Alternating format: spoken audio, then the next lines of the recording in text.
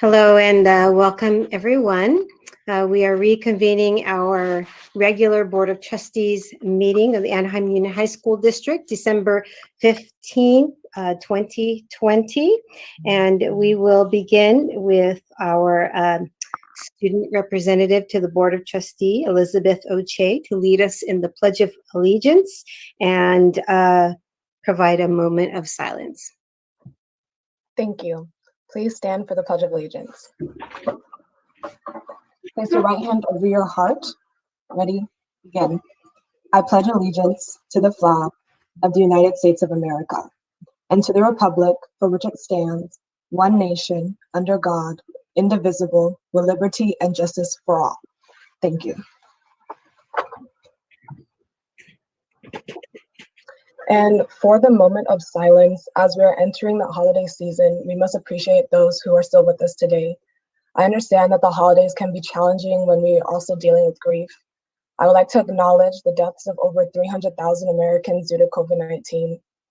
We've lost too many, and all we can do is continue to be responsible and do our part so those numbers don't continue to rise.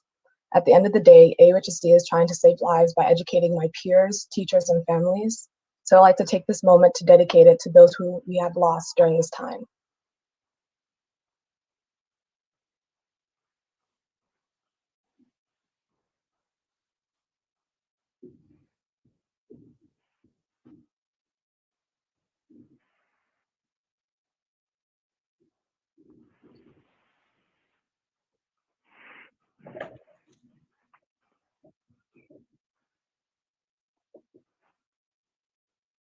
Thank you. Thank you, Ms. Oche. And now I would like to have our clerk of the Board of Trustees read our closed session report. Ms. Smith. 4.1, no reportable action taken regarding public employee performance evaluation, superintendent. 4.2, no reportable action taken regarding negotiations. 4.3, no reportable action taken regarding personnel. 4.4, the Board of Trustees, by a vote of 5-0, approved the settlement agreement with student, providing reimbursement of tuition, fees, and materials in the amount of $20,000, as well as other reimbursements in the amount of $4,300.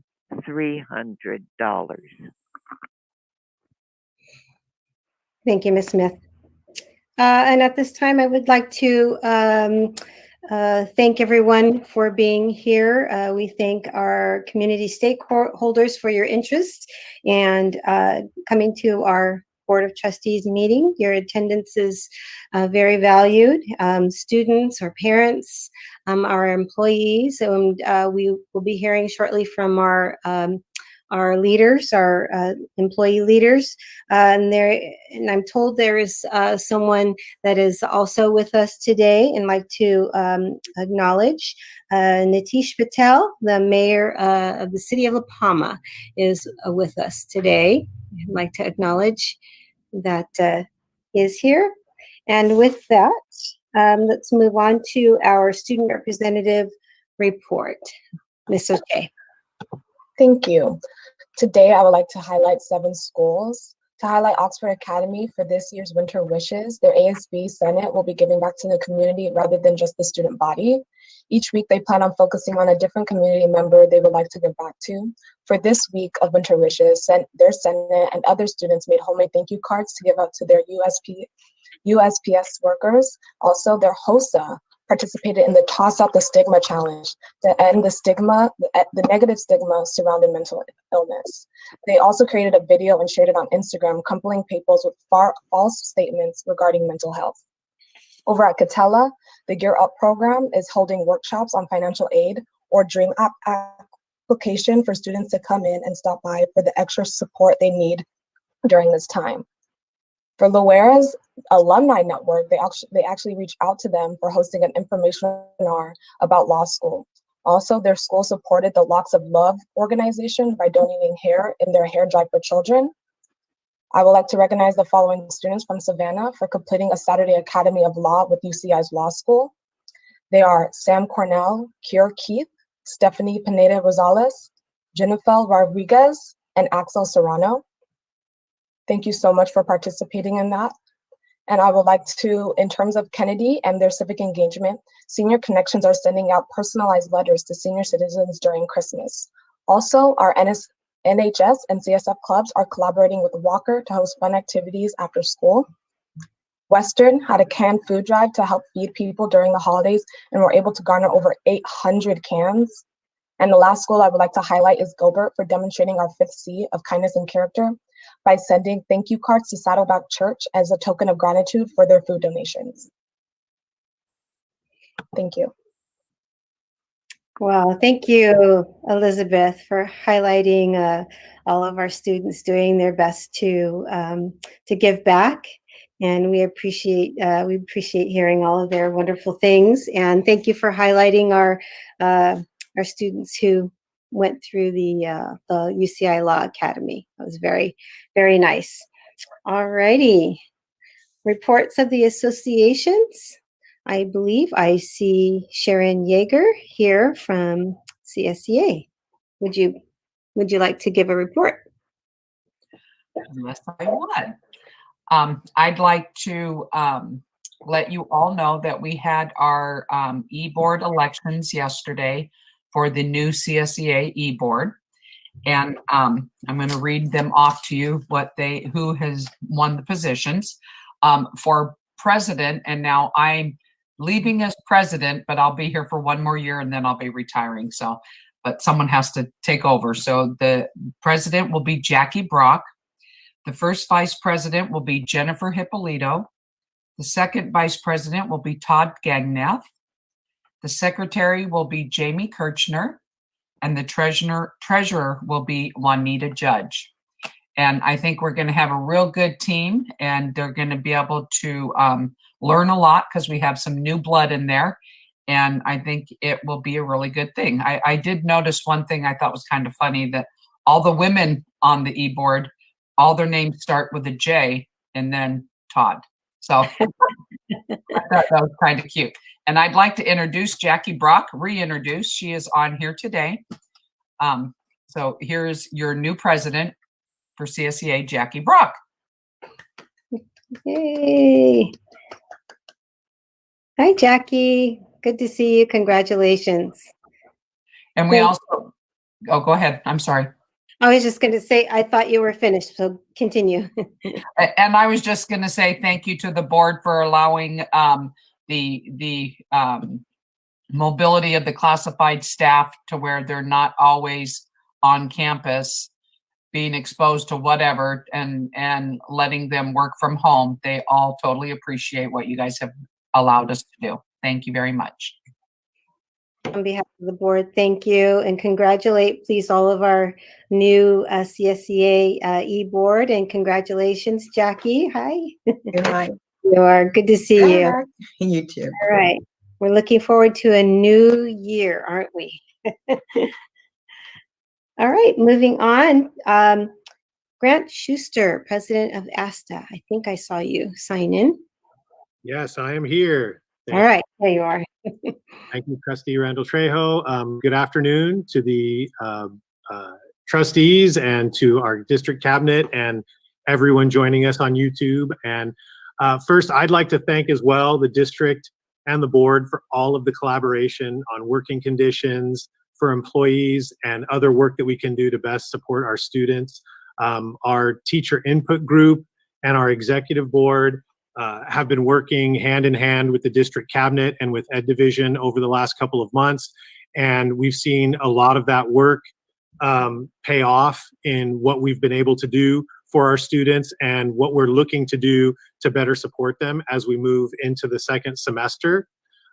Also, as part of my report, I wanted to report out to the district that ASTA this past week joined a coalition of teachers associations from all over Orange County. There were 19 in total that have called on all of the districts in the county with the quick deterioration in public health to return to a distance learning model for the time being until we can get a handle on this wave of infection.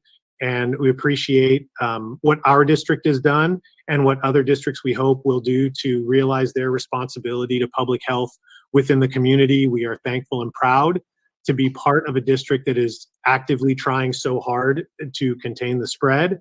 In addition to that, the testing that is going on in this district and the additional day of testing for employees that's going on Thursdays at Magnolia, we're excited about that. We're encouraging all of our members and every employee to go through there and get tested. It's so important for all of us just to be informed when we make decisions in our lives and help contribute to the public health out there. Another announcement I wanted to make briefly was about a new CTA IFT grant. I've come to you in the past with these. The California Teachers Association gives out teaching grants each year, and ASTA continues to be the association in the state with the most of these awards. They're awarded blindly, and we just continue to have the best proposals out there. And this year, it's the Pathways for Bilingual Leaders, and that's a grant between the Anaheim Elementary District and for Sycamore and Anaheim High Schools, and it's another $20,000 grant that they have to use this year. We're very proud of that. And examples in the past, I just saw yesterday the Anaheim Bros out delivering food to people in the community during this time, and that was a program that was seeded with $40,000 of CTA grant money. And we're just proud to see these programs continue and see that our students and teachers are really taking a part in the responsibilities of citizenship and caring for others in their community. And finally, I just want to wish everyone here a wonderful holiday season, to stay safe, wash your hands, social distance if you must go out. And, we will be back with you on the other side of the holidays to continue all of the great work that we're doing for our students and our community. I apologize that I have to leave. We have our final rep assembly of the year tonight, and so I'm going to head back to that. But thank you for everything that you do. We're very proud to work in this district. Well, congratulations on the winning another grant. We appreciate it, and we appreciate all that you do. Thank you for acknowledging the bros. They were out Saturday too, and without the teacher leaders leading, the bros, that wouldn't exist. And thank you for the seed money to get them. Keep them going. We appreciate all of our teachers, and please deliver the best wishes to the association when you go back to them. Thank you, Grant. Happy holidays to you. Sharon, you're busting at the seams. You want to go ahead. I forgot to say Merry Christmas and Happy New Year too. I just, with everything that's going on, I totally forgot all about that. I'm sorry. I love you all. We love you too, Sharon. Alrighty, I wanted to give Adrian Prieto, our AFSCME president, some time to share if he's here. Alrighty, moving on. I saw Sylvia Anopa and Brian Bannon from APGA.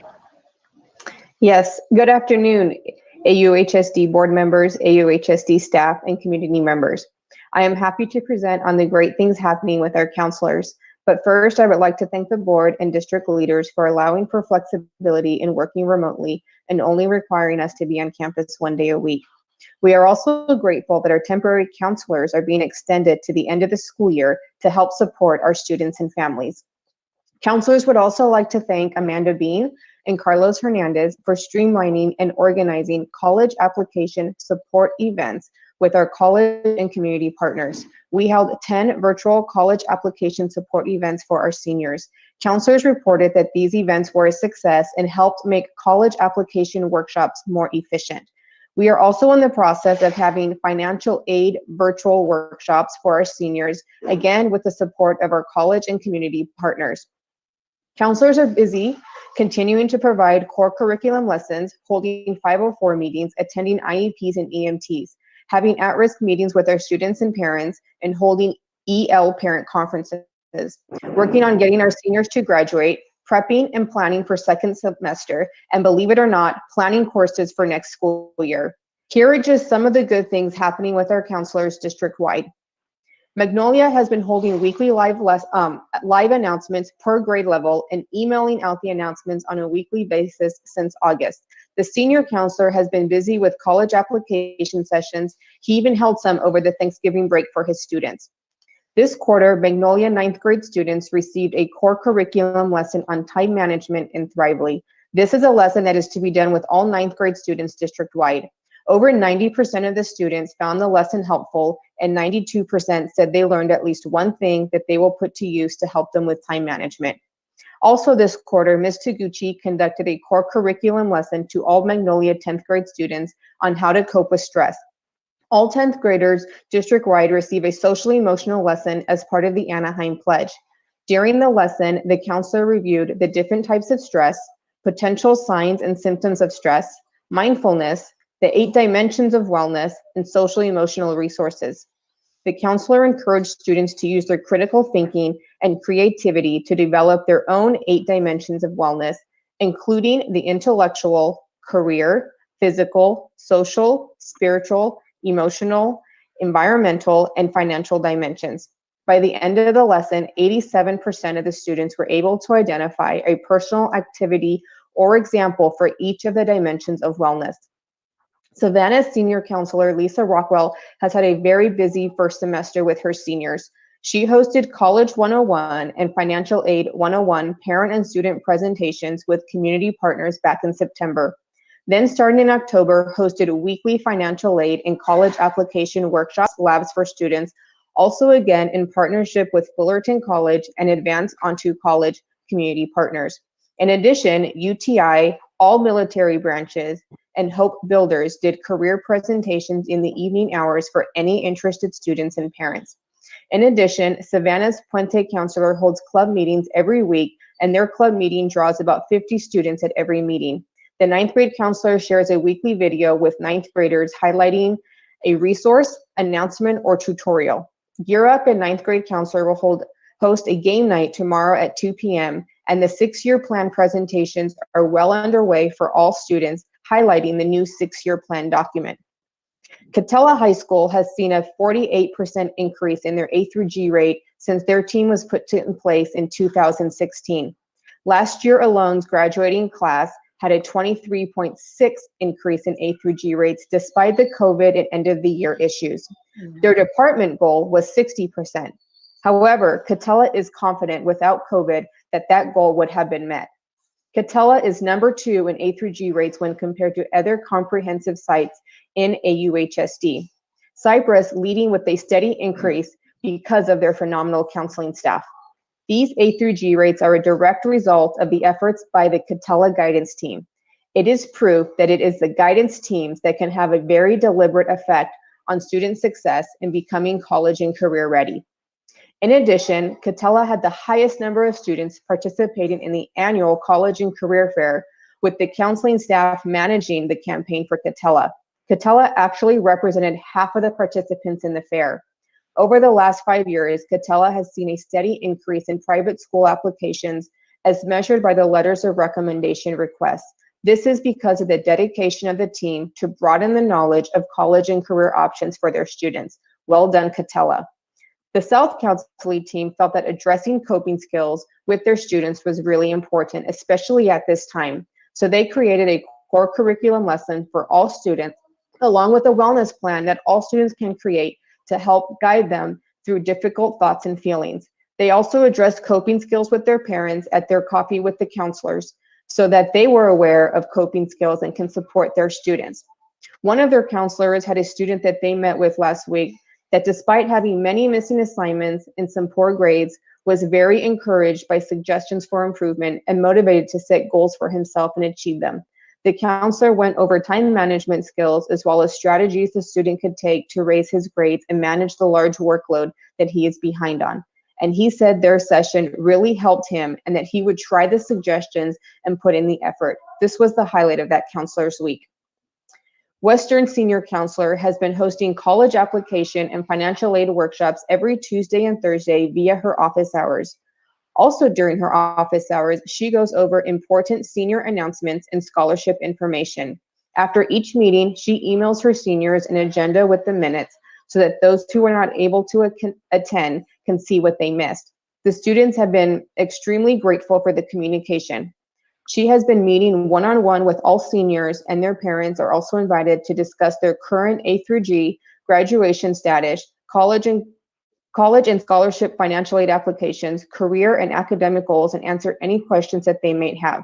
They have really enjoyed these one-on-one meetings with her. Oxford has been doing weekly newsletters since April. It goes out to students and staff, and their faces shares these with their parents in their weekly announcements. The at-risk counselors started groups that were really successful, and their interns have been an integral part of those as well. Jill Berkeley and the Independent Studies team would like to thank the board and the district for their ongoing support of the program. During the fall, over 300 students and families have expressed interest in independent studies. As a result, Jill and the IS team have facilitated virtual program overview meetings, updated the Polaris website, created informational materials, and had many one-on-one conferences to help district families learn more about the IS program. Jill and the IS team are currently welcoming 60 new students and their families who are transferring to independent studies in January. Jill is working countless hours to support both new and returning IS students, and Jill continues to receive positive feedback from IS stakeholders about the outstanding counseling services that she is providing. The temporary counselor that supports Kennedy and Walker is providing weekly wellness workshops. Lexington hosted an event for 7th graders, and over 50 students attended. The students attended small groups where they had the opportunity to meet other students and connect with them. They were given a virtual tour where the students got to see some of the staff, classrooms, and the campus.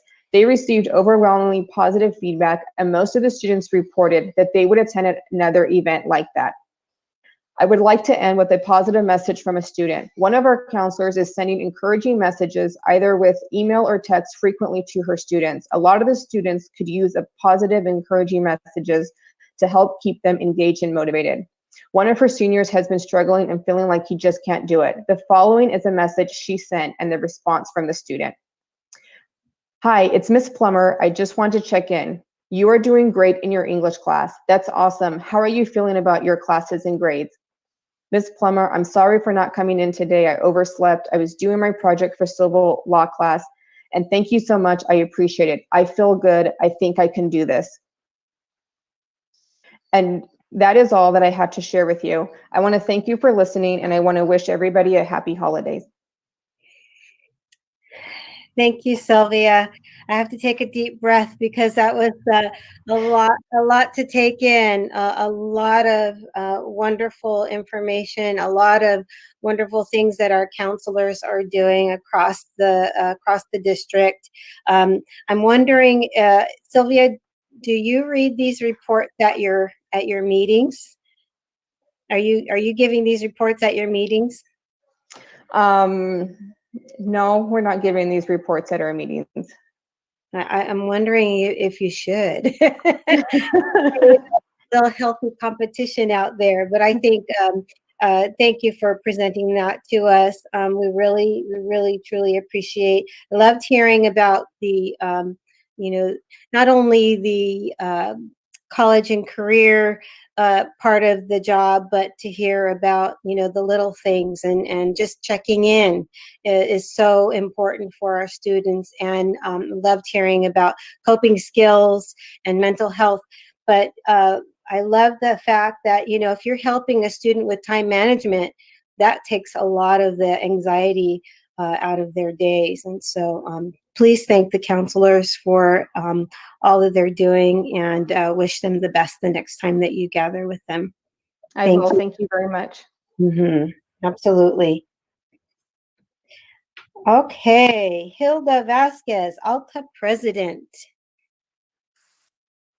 Good afternoon, everyone. Thank you, Madam President Randall Trejo, Board of Trustees, Superintendent Matsuda, and Executive Cabinet, special guests, and community members. It's my pleasure and honor to be here with a special guest in the spirit of the holiday season and just, embodying that. So I'll share a little bit more about that in my report. But I want to start by just thanking the board and also the Executive Cabinet for keeping, again, the focus and the priority of the health and safety of our staff in our community. So we really appreciate your focus on that and continuing support. I wanted just to let you know that at the school sites, we are, as you heard from the counselors and from ASA, we are still doing what needs to be done and going above and beyond in many measures to make sure that students are engaged and also that we're reaching out to them. So I just wanted to let you know that we are having conversations and building the capacity of our instructional teams at the school sites. There is a focus on compassionate grading and also engagement and differentiation. So we are continuing to do that work. In terms of administrators, we've conducted or participated in a couple of trainings this month, one for Title IX, and also I wanted to let you know that we are going to be doing parent virtual learning walks. So that's something that a few of our sites are going to be piloting and are going to be doing. And in fact, we're doing them this week. And so more to come about that. We want to continue that practice of empowering and building the capacity of our parents and letting them know, what that instruction looks like in that setting. And so we will be conducting them this week. I will let you know I am participating in one and leading one this Friday along with Savannah. So more to come on that. Also, in terms of parents, we are doing a lot of workshops at the school site dealing with social emotional topics. And also we are holding some literacy ones so that we could continue to again, just share some of the best practices and things that parents and students could be doing at home. As mentioned, also, we are making sure that students have what they need in terms of college application and that support. And we're also reaching out because we are already preparing for the new year. So we're reaching out to our feeders and we want to make sure that we coordinate how we're going to be doing the course selection process because it's going to be virtual. And so everything is new, but everything is exciting. And we are doing a lot of collaborative work within our school sites and within our district. And so we look forward to sharing more of that with you. We're continuing the home visits to make sure that students either have what they need or we make sure that they, if we haven't seen them, we want to make sure that they are okay. And then also we've been meeting with the CCAT teams. And so building our pledge, right? We want to make sure that continues to be strong. And we want to make sure that our partners are also participating in this virtual learning. And they've done an incredible job of making sure that they're flexible and they're also providing the services that they need, our students need at the school sites. We've been trying some new things too in terms of student engagements. Some sites have been putting together some student groups to meet so they can get some feedback from the students on how things are going.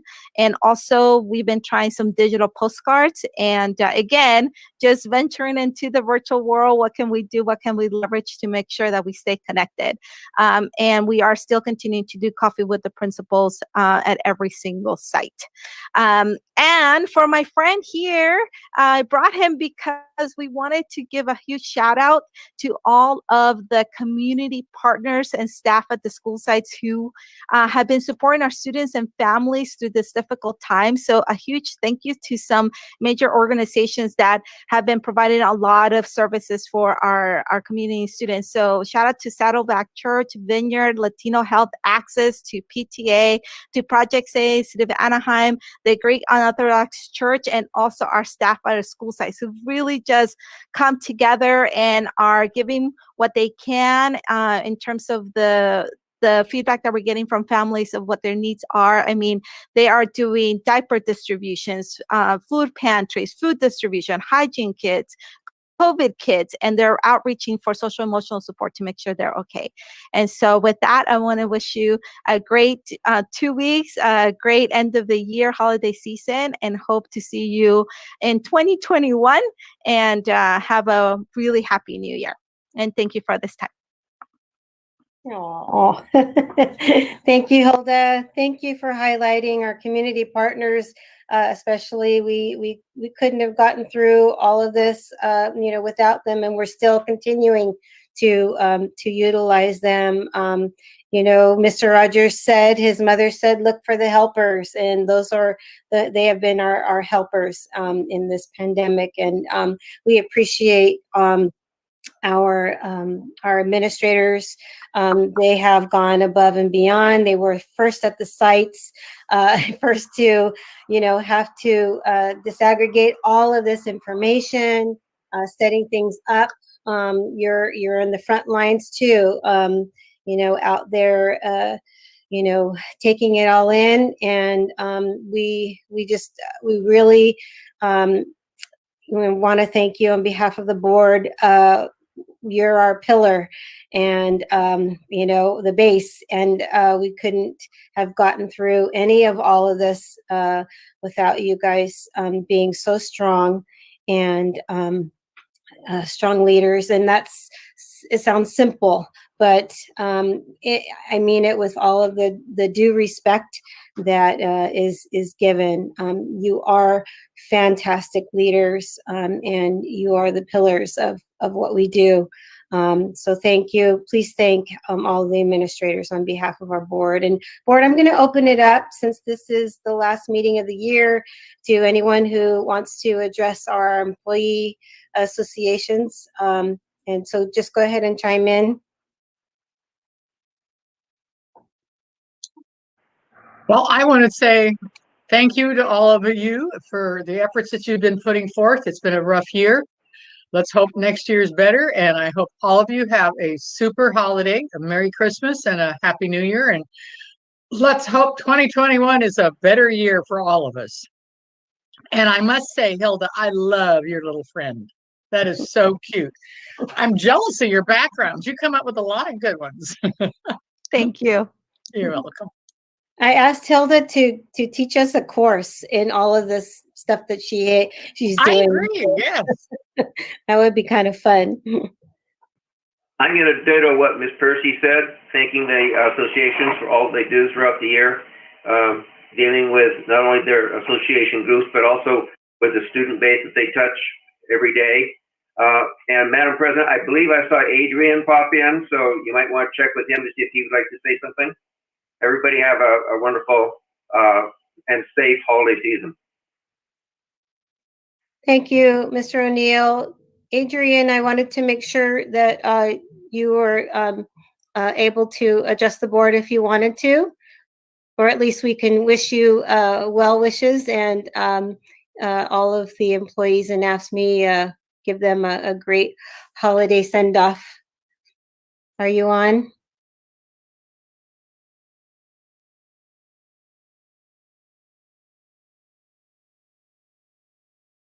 Okay, anyone else wishing to address our employee associations? Yeah, Kathy, go ahead. Thank you. I certainly would like to say that all of you are such an integral part of this wonderful district, led by some wonderful, hardworking people. And I just think that we all should feel grateful and very blessed to get together as one family and enjoy and appreciate what other people's jobs are. We don't walk in each other's shoes. We don't walk in each other's shoes, so the level of appreciation isn't always maybe there. But I want to thank you from the bottom of my heart and wish you a lovely Christmas and a safe year coming. Thank you, Ms. Smith. Mr. Jabbar?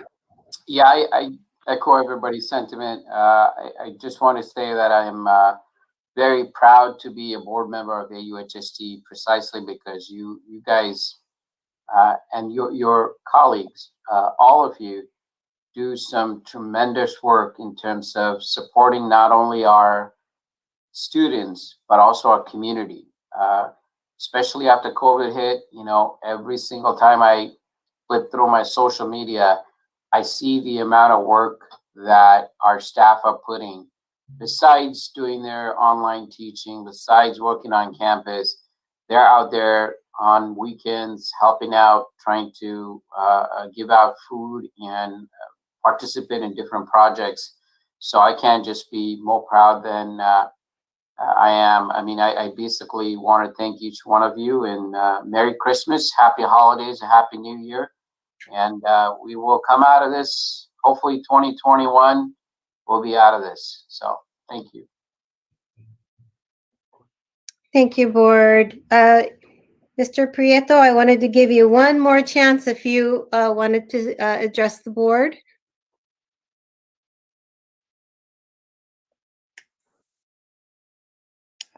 Okay, moving on to our Secondary Council PTA President, Ms. Cruz Perez, if you're here. Ms. Randall Trejo, if I may chime in for just a moment, I know that Mr. Prieto is having difficulty getting on. He asked me to say thank you to the board for the collaboration with AFSCME and happy holidays. Oh, okay. Thank you. Thank you, Adrian. We love you. We appreciate you so much. Thank you. Madam President, I'm sorry, this is Hilda. That's okay. I wanted to ask for a request. Is it possible for me to, for our next possible meeting, maybe in January, to share some pictures of the work of our organizations? Because I know I would love to share some pictures. I know we usually do this verbally, so I wanted to request that. And also, I know I didn't mention everybody, but it just escaped my mind. I also wanted to give a shout out to Caprica. So, but is that possible that maybe I can do that in the future? Just pictures so you can see the students and the organizations, Sure. how they came together during this time. Absolutely. I think Okay. I see head nodding, so absolutely. Okay. We thank you for the suggestion. All right. Thank you. Okay, moving on to our public comments section. We will have our district council read the comments from the public, and just know that the board at this time cannot address what is being presented to us, but we always are here to listen, and we want to hear what you have to say. And if there are questions that we can address at a later time, we will. So, Mr. Waddell? Okay, thank you so much. The first public comment tonight comes from Eric Kristen. It is regarding board agenda item 16.7. 2 years ago, you approved a union project labor agreement to cover certain school construction bond projects. Tonight, you are being asked to expand the PLA to cover more projects. Yet nowhere has staff provided any data that shows how the PLAs are working out or benefiting your district and your taxpayers. Why? Because it is not. As we told you when you first voted for this, PLAs force the 86% of the construction workforce that is union-free to pay union dues, pay into union pension plans they'll never vest in. That is called wage theft. They force non-union contractors to put their workers on unemployment and hire only union workers. And they tell young men and women in union-free apprentice programs that they are not wanted on your projects. Are wage theft and discrimination social justice issues now? When you vote on this tonight, be clear what it is you are voting in favor of and why. Because big labor special interests demanded it. Shame on you. The next public comment comes from Samira Zuniga. It's regarding item 15.18, and she has this to say. I would like to address and comment as a concerned student on the possibility of change in online school schedules for the 2021-22 school year. I'm a student at John F. Kennedy High School and in my 11th year. The effects of the COVID-19 pandemic has been effective to the new ways of learning for students across the globe.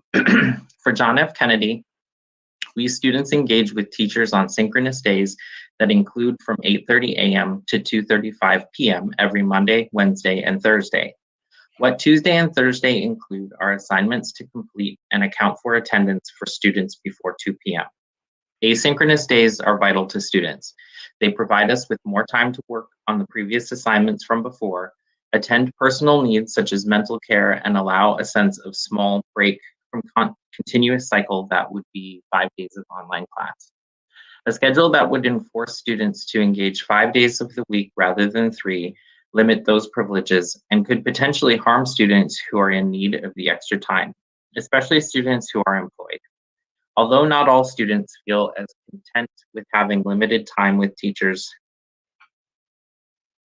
the time for teachers has extended school times, and a 5-day school schedule online during such troubling times could harm students mentally and physically, affecting performance. I hope you take my concern into consideration. Thank you. And those were the 2 public comments for this evening. Thank you, Mr. Waddell. All righty. We are at item 9, oath of office. And we are going to start with Ms. Catherine H. Smith, and the oath of office will be administered by our own superintendent, Mr. Michael Matsuda. Thank you, Madam Chair. Mrs. Smith, are you ready? I am. Okay, I'd like to ask you to hold your right hand up and repeat after me, please. I, Catherine H. Smith, I, Catherine H. Smith, do solemnly swear that I will support and defend the Constitution of the United States that I will support and defend the Constitution of the United States and the Constitution of the State of California and the Constitution of the State of California against all enemies, foreign and domestic, against all enemies, foreign and domestic, that I will bear true faith and allegiance that I will bear true faith and allegiance to the Constitution of the United States to the Constitution of the United States and the Constitution of the State of California, and the Constitution of the State of California, that I take this obligation freely that I take this obligation freely without any mental reservation without any mental reservation or purpose of evasion, or purpose of evasion, and that I will well and faithfully discharge and that I will well and faithfully discharge the duties upon which I am about to enter. the duties upon which I am about to enter. Thank Congratulations, Trustee Smith. It was an honor. you. Thank you. Bravo, bravo. And Ms. Smith, would you care to say a few words? Well, the past years have been wonderful. I think that we have certainly entered into a time that no one could ever even anticipate or write a story of fiction. But I think we certainly have worked hard to achieve the goals that we set out to do at the beginning of the year and last year and previous years, to work well, to educate our young people, and to be a part of this wonderful community. And I just want to say I'm grateful for so many people and very thankful. Thank you, Ms. Smith, and congratulations again. Thank you.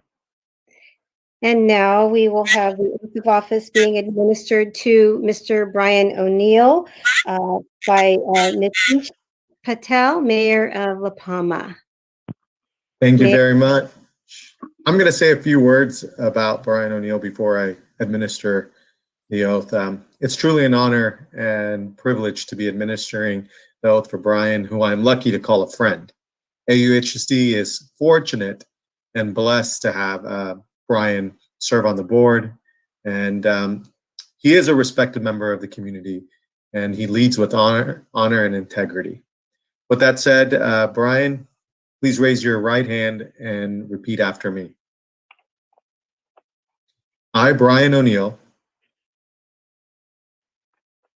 I, Brian O'Neill, Do solemnly swear do solemnly swear that I will support and defend the Constitution I will support and defend the Constitution of the United States and the Constitution of the State of California of the United States and the Constitution of the State of California against all enemies, foreign and domestic, against all enemies, foreign and domestic, that I will bear true faith and allegiance that I will bear true faith and allegiance to the Constitution of the United States and the Constitution of the State of California, to the Constitution of the United States and the Constitution of the State of California, that I take this obligation freely I take this obligation freely without any mental reservation without any mental reservation or purpose of evasion, or purpose of evasion, and that I will well and faithfully discharge the duties upon which and that I will well and faithfully discharge the duties upon which I am about to enter. I'm about to enter. Congratulations. Thank you.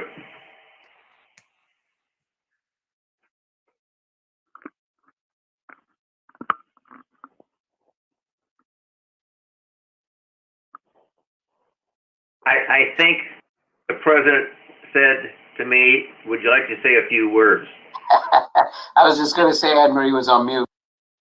Yeah, so I will. Thank you. I'm so sorry.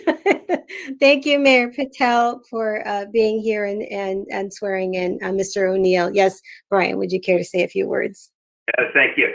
I too want to thank the mayor for administering my oath of office today. And I also want to thank my family and friends for logging in and watching the ceremony, and to those who live in the AUHSD area and have allowed me to continue to represent those areas and residents in Area 4. I appreciate your confidence in me, and thank you for this continued opportunity to be your trustee. I wish you well during the holidays. Please stay safe, and not only during the holidays, but next year. We are looking forward to 2021 being a good year, that we get the issues that we have been dealing with for almost a year now behind us, and we can get back to educating our students back where they belong, and that's in the classroom. So thank you, one and all. Congratulations again, Mr. O'Neill and Ms. Smith. We appreciate you, and I just wanted to acknowledge the fact that you were unopposed in both of your races. I think that speaks volumes of what the public thinks, and your dedication to AUHSD. We appreciate that very much. Okay, moving on. It is now time for our annual election of officers. Item 10.1, President of the Board of Trustees.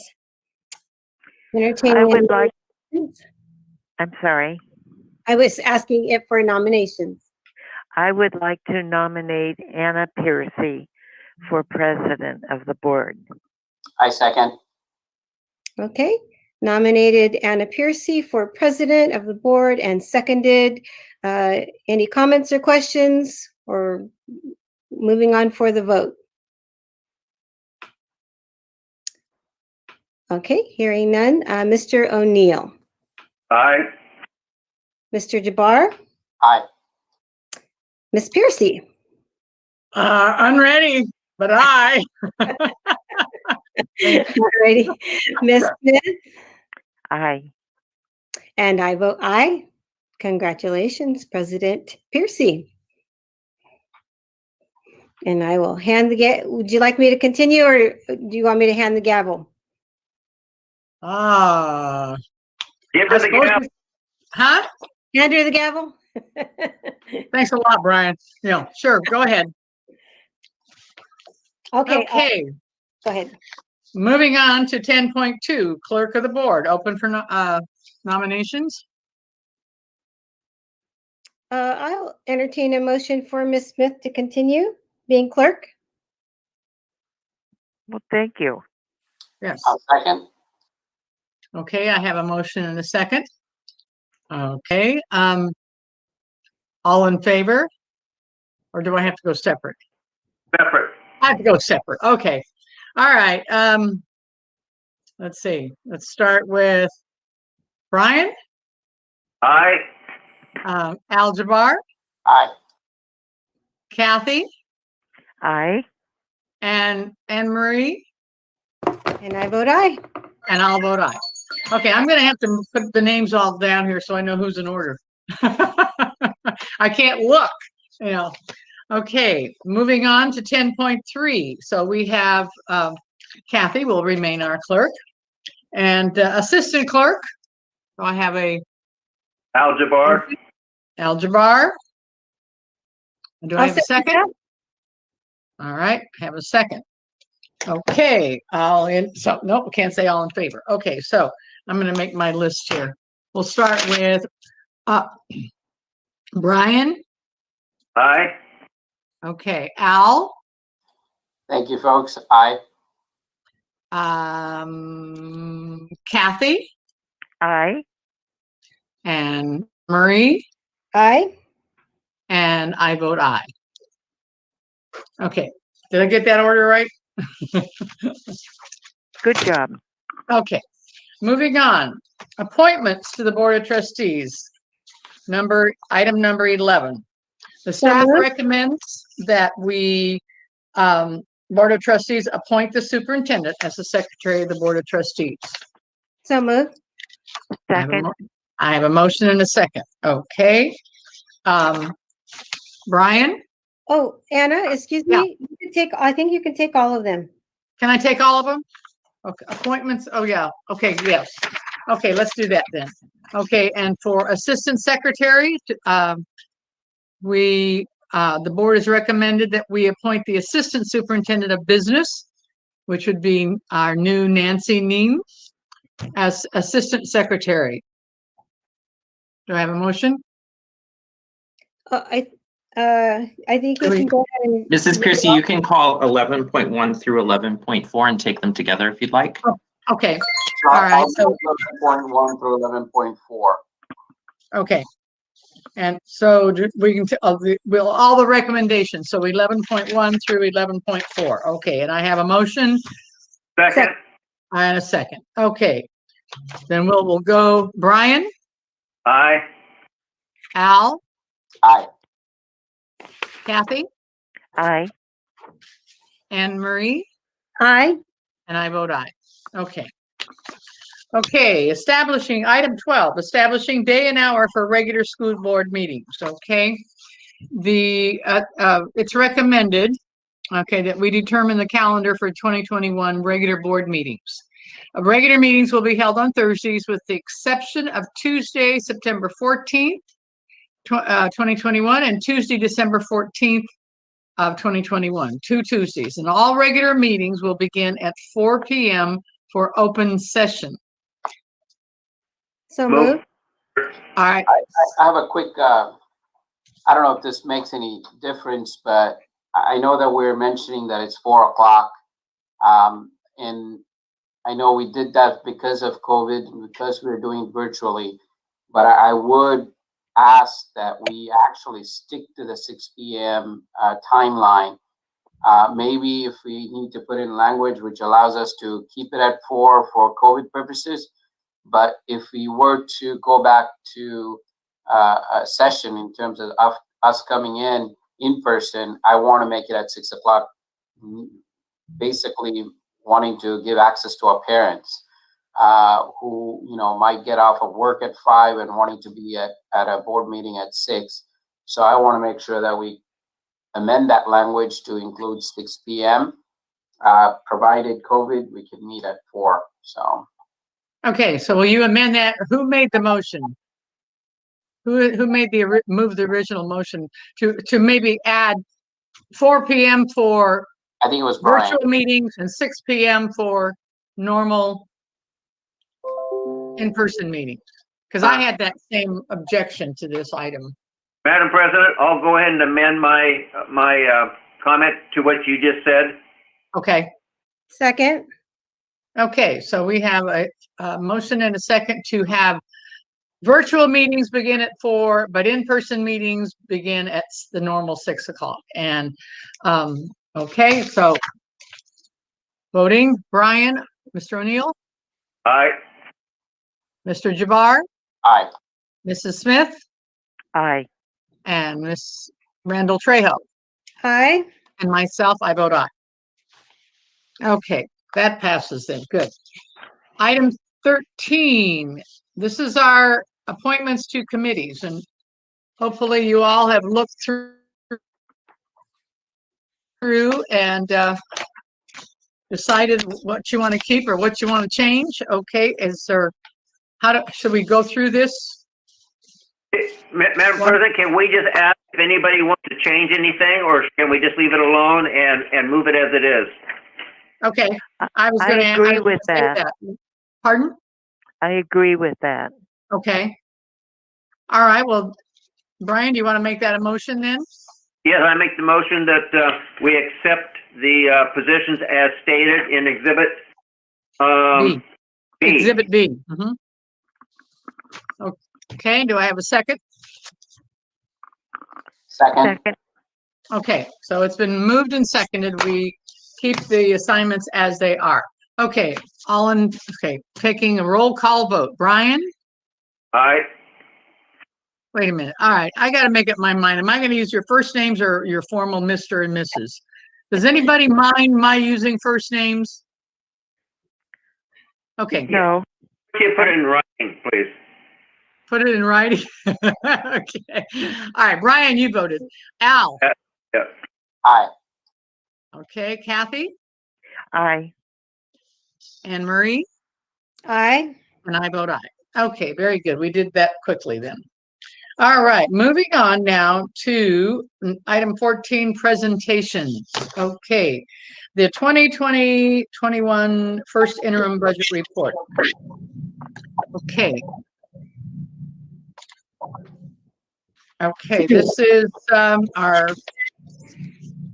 And Ms. We're going to Patterson. get a presentation from Business Services on this. Who's going to give that? Colleen Patterson, are you going to give it to us for us? I am ready. Yes, I am. All right. I'll turn it over to Colleen then. Okie doke. There, and we're rolling. Super good. Thank you. Okay, this is the first interim report for the Anaheim Union High School District. As we go through, I'll frame the differences. There's been radical differences since the budget adoption in June. And kind of the things on the horizon that are of concern and things that may be opportunities on the horizon. So with that, let's move on through. So next slide. And you can see our contributors here with Jerry, very much a contributor and the backbone of the budgeting process. Okay, next one. The reporting requirements are that whenever something major happens with the school district, basically you have to report, but this is the first compilation of several things that have happened since your budget adoption. You've had settlements with all of your unions, and you've done board AB 1200s, which are the reviews of the impact of those settlements on your budget. And then you have your interims that are coming up, and these interims take that information plus your budget and adjustments, and then you look at it for the current year and you look at it for the next 2 years out. Historically, because at first interim you're looking at you're in December, and in January you're going to start the budget year. Historically, Anaheim Union High School District, being a fiscally conservative district and not wanting to get blindsided, actually takes a look at the 23-24 year and what the impact looks like in that fourth year, because we're going to be working on that budget effective in January anyway. Okay, next slide. Okay, the reporting schedule right now, this is the impact as of October the 31st. And right around the corner here, you will be getting the second interim. That cutoff will be January the 31st. And both of those have to be, are recommended by the superintendent and adopted by the board.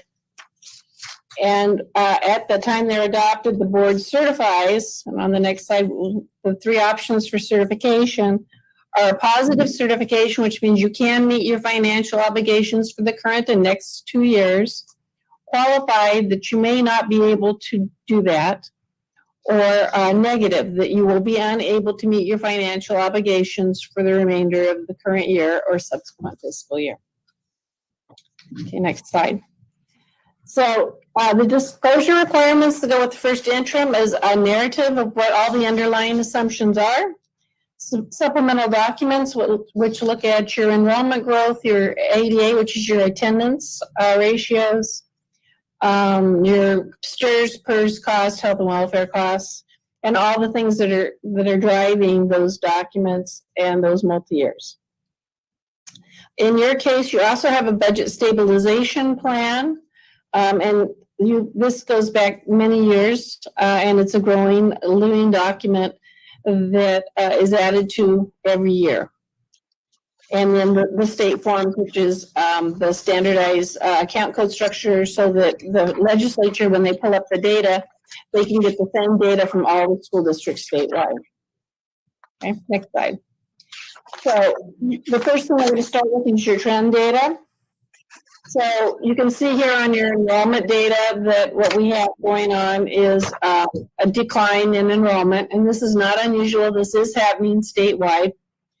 And in this case, you can see that basically between 2019-20 to 21-22, we're expecting that just that short period of time, the enrollment will be down about 1,300 students. Okay. Next slide. That enrollment then is turned into ADA, which is what you're actually funded on. And ADA is the amount of time the students are actually in attendance at school. For the current year, we have a hold harmless on the average daily attendance. And you can see that the bar there is the same for 2019 and 2021. So even though enrollment is going down, you're being held harmless for that decline. This happened as part of the budget trailer bill. As the COVID came in June, or in March, and then in June, the legislature was responding to that. So in order to give some financial relief to districts as they were going into such a dynamic environment, they allowed a hold harmless on the average daily attendance. And this slide, it talks to the funded average daily attendance. Okay, next slide. The general fund is kind of unique this year in that the ratios have shifted. The district has garnered $38.4 million in COVID relief funds, a combination of state and federal.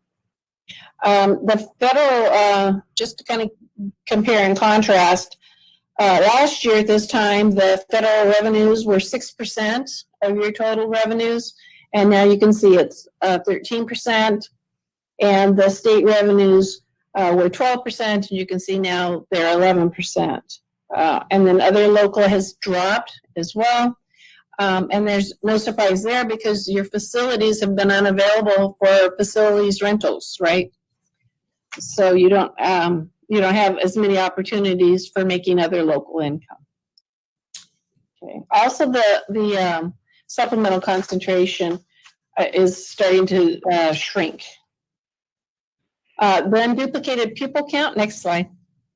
There you go.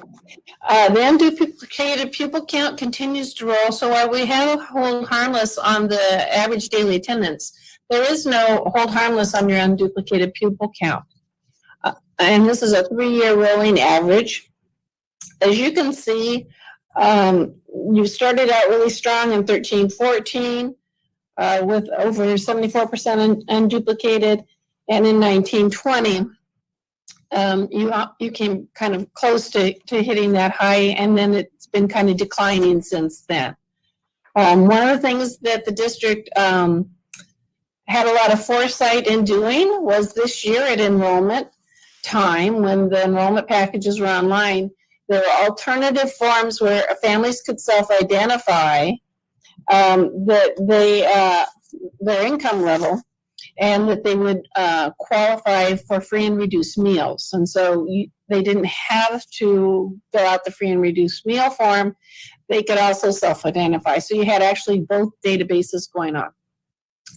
At this point, as we look at those preliminary numbers, those numbers are positive. There was quite a few families who self-identified, and with the COVID situation going on, that would make sense that there are more families that are having financial problems. And so there's a lot more families that self-identified.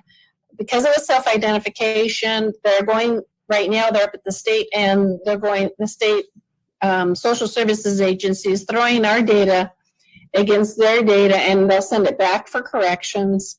And by January, we'll know what the impact is of that self-identification process and those alternative forms. But the district did process quite a few alternative forms. And so hopefully we can pick up those numbers. And of course, those numbers drive your supplemental concentration money in particular to help support those needy families. Okay. Insofar as the general fund, next slide. There we go. We've got that same $38 million worth of COVID is in the expenses as well. So that's online. As we know, usually most of our expenses are salaries and benefits, but because we have that COVID monies, it has changed for all the supplies, the PPE, and the things that we're doing for learning loss to help our students. So whereas last year, books and supplies was only 5% of the budget, this year it's 12%. And services and other last year was 2.7% of the budget, and now it's 6.8%. So those dollars are coming in. They're to be used to help support families through this difficult period. And the district has done a good job of budgeting and putting them where they need to be to help support those families. Next slide. Okay, on the revenue side, this is one of the radical changes from your budget. When your budget was adopted, the cost of living you were told to put in was a negative 10%. That was a big hit, and it caused a lot of consternation and concern about the ability of school districts to be able to take that hit and still be fiscally solvent at the end of 3 years. That was modified with the budget trailer bill, and it was made zero. And in exchange, school districts had their money deferred, which means it did not come in on time. At this point, Anaheim has $66 million of money that should come into this school year that will not be arriving until the 21-22 school year. So that's the share that you guys took, the loss of those funds for the year in order to balance this budget. And there's talk about when the feds when and if the feds pass the next COVID relief bill. The state has said that some of that money will be used to pay off the credit card that they used in order to not cut education. And instead they borrowed the money. The decline in ADA, you can see, is zero, even though we know your enrollment is dropping. You have the hold harmless on your average daily attendance. And then we're holding right now with your unduplicated pupil counts until we get that information and those rejects that'll be coming between the end of December and beginning of January. We get a chance to fix the rejected information as it comes out of the database since it was self-reported. On the expenditure side, we've got reductions in staffing for enrollment declines. Another good, I'm talking about good fiscal management of the district, is you just ran a SERP, and some of those folks are actually leaving mid-year.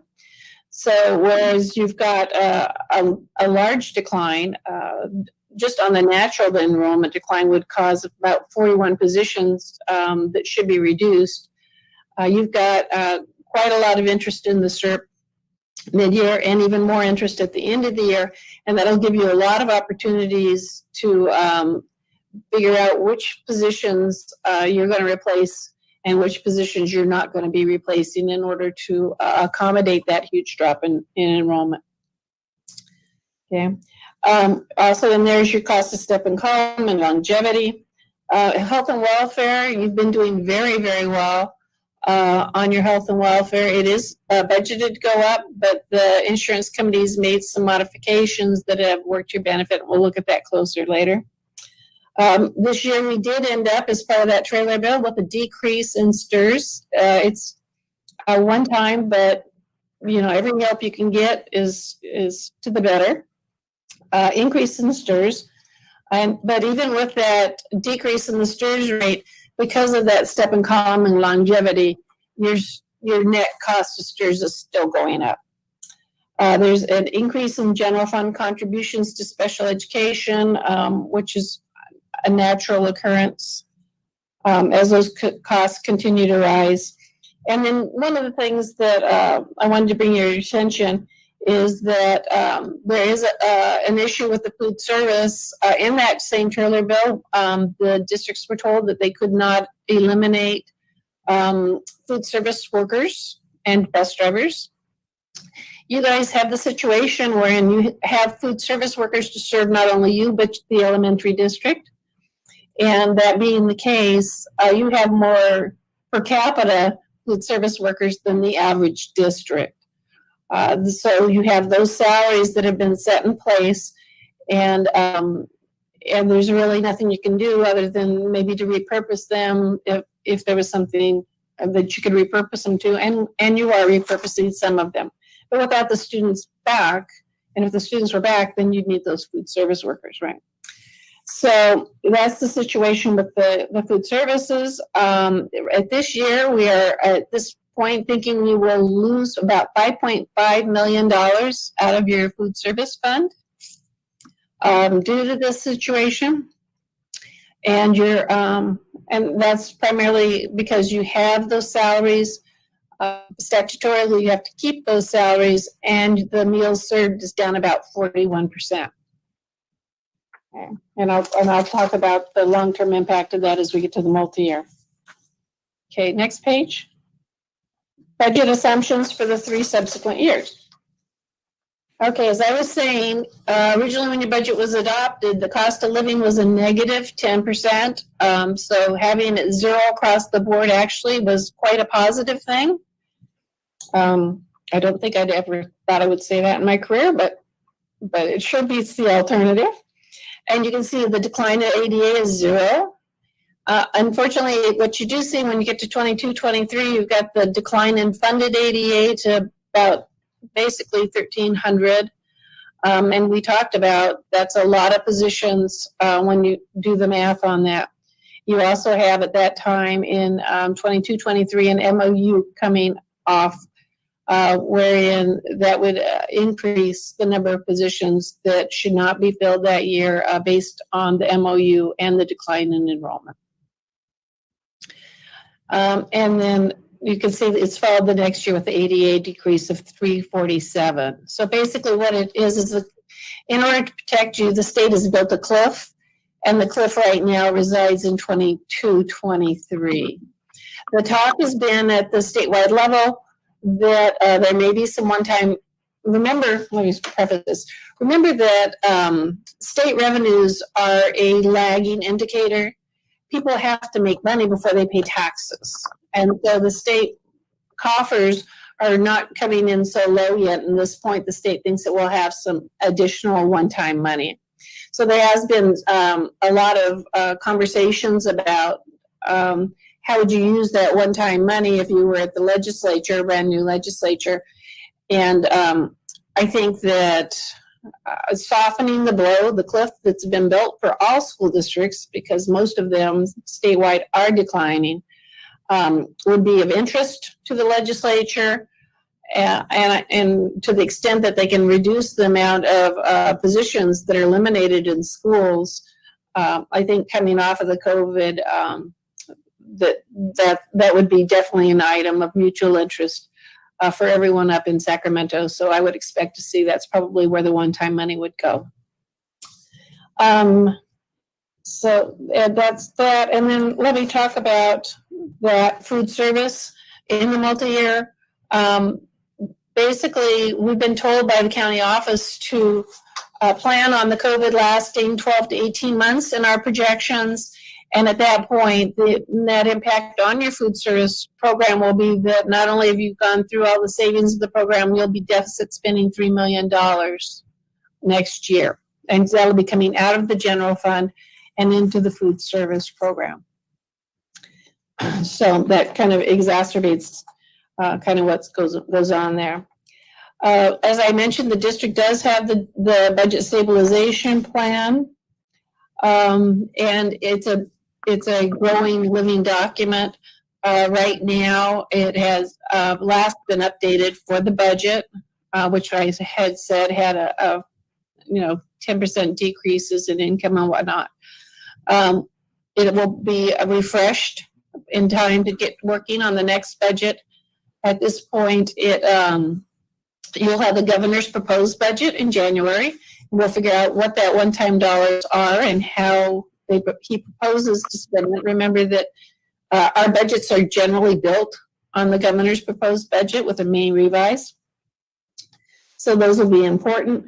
Also in January, you'll find out what's going on with your unduplicated pupil count with those new alternative forms. So you're going to be getting a lot of, and you'll have the results from your SERP, because we don't have the results, the financial results of the SERP either. So you're going to be getting a lot of information between now and the second interim that will really affect, I think, the budget stabilization plan. So you'll be revisiting that. Let's see, and that's, next slide, please. In the multi-year, this is what the multi-year currently looks like. It does have the, not only the decline in enrollment positions in there in 22-23, which are in the stabilization plan, but also we have brought on a fair amount of folks for the COVID. So it's got a termination of about 70 teaching credentialed positions as those COVID funds run out, along with the declining enrollment. You can see whereas we had the assigned fund balance, and that will be able to hold through 22-23. At 23-24, basically that assigned balance, you wouldn't, at this point, based on this information, you wouldn't be able to hold on to. And so you would drop down to about a 4.7% ending fund balance. Now, compare and contrast this with your budget with the 10% decrease they were originally talking about. At that point, you were looking at a 0.6% ending fund balance. And so you would not have been able to make it in the third year, even with the reductions. So looking at the next slide, you can kind of see there you go, the history, and you see that assigned fund balance. And you can see there's the minimum reserve, then there's the 6% reserve that the board has taken action to set aside, and then the unassigned fund balance. And you can see it pretty well works its way down despite the elimination of all of those positions that are in your budget stabilization plan. Okay, next slide. So your challenges Basically, LCFF is fully funded. As I mentioned, even your supplemental concentration funds on the natural, if you're on duplicated people count, were to stay the same, is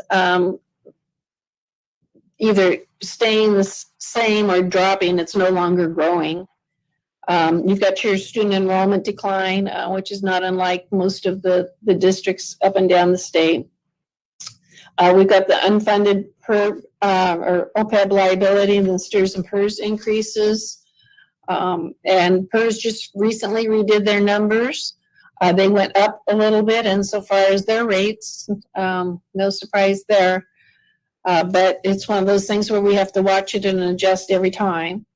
Increasing health and welfare costs. And as I said, you guys have actually done a very good job of containing those. Increasing special ed contributions. And then our food services fund, which I talked about, going into the red and requiring general fund contributions starting in the budget year with 21-22 to the extent of about $3 million. Okay. So this is just a little slide to kind of go over the decline enrollment. Remember, the cliff you're looking at is about 1,300 students, and so this is a slide that basically kind of you can do the math on, but you can see that the lost revenue is about $4.6 million for each 400-ish ADA. And then if you reduce the salaries at 32-1 and then the miscellaneous expenses, basically your net loss for every 400 or so students is about $3.2 million. So the numbers, if that 1,300 holds true for the 22-23, and that's what you have to deal with, will be quite high. On the next slide, we've got the Cal PERS and STRS rates, and you can see here that they were about 500 per student in 12-13. Right now, it's about twice as much per student in 2021. And by 23-24, we're looking at about 3 times that rate per pupil going to your STRS and PERS. On the next slide. Okay, here we have your health and welfare, and actually, as an unbiased outside observer, I was really pleased when I looked at this and circled back around to make sure that the numbers were good and hanging in, and yes, they are good. Obviously, your insurance committee and your unions and employees working together are doing a very good job of containing your health and welfare costs. So congratulations to you for that. Okay, so next steps. So tonight, the Board of Trustees needs to take formal action to adopt the interim certification. The superintendent is recommending a positive certification, and next the report goes submitted to the Orange County Department of Education. Do you have any questions? Any questions? Anyone? Good report, Colleen. Thank you. You did a great report. Not all of what I really wanted to see, but you know, we've got some tough years coming up. I mean, it's scary. It really is. If we didn't have that maintaining of the ADA, I mean, you know, but that cliff that we're going to hit is going to be horrendous. But then I'm sure there are other districts that are facing the same. I would say almost all other districts. The increasing districts across the state are very, very few and far between. Well, this is where I hope the state will come through and help us on some of this stuff. Because I mean, this STRS and PERS payment per student. I mean, the more students we lose, the more it's going to cost us. We need some help. So, yeah. Okay. Any other questions or comments, Al? Yeah.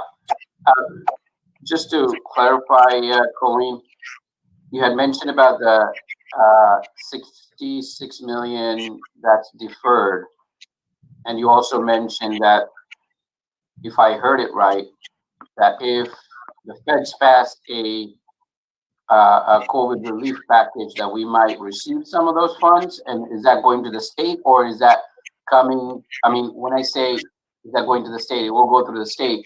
But can we, as AUHSD, expect some funds out of it in terms of the 66 million that the state is owed? Yeah, that's a good question. That originally, when the trailer bill was written, and remember, we really didn't know what we were doing in June and how long the COVID was going to last.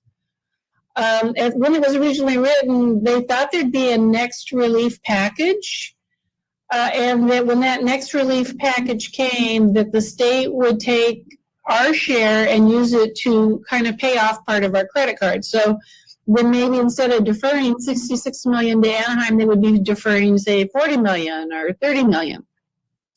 So that was originally the intent is that they were going to come and take our money in order to pay off the credit card.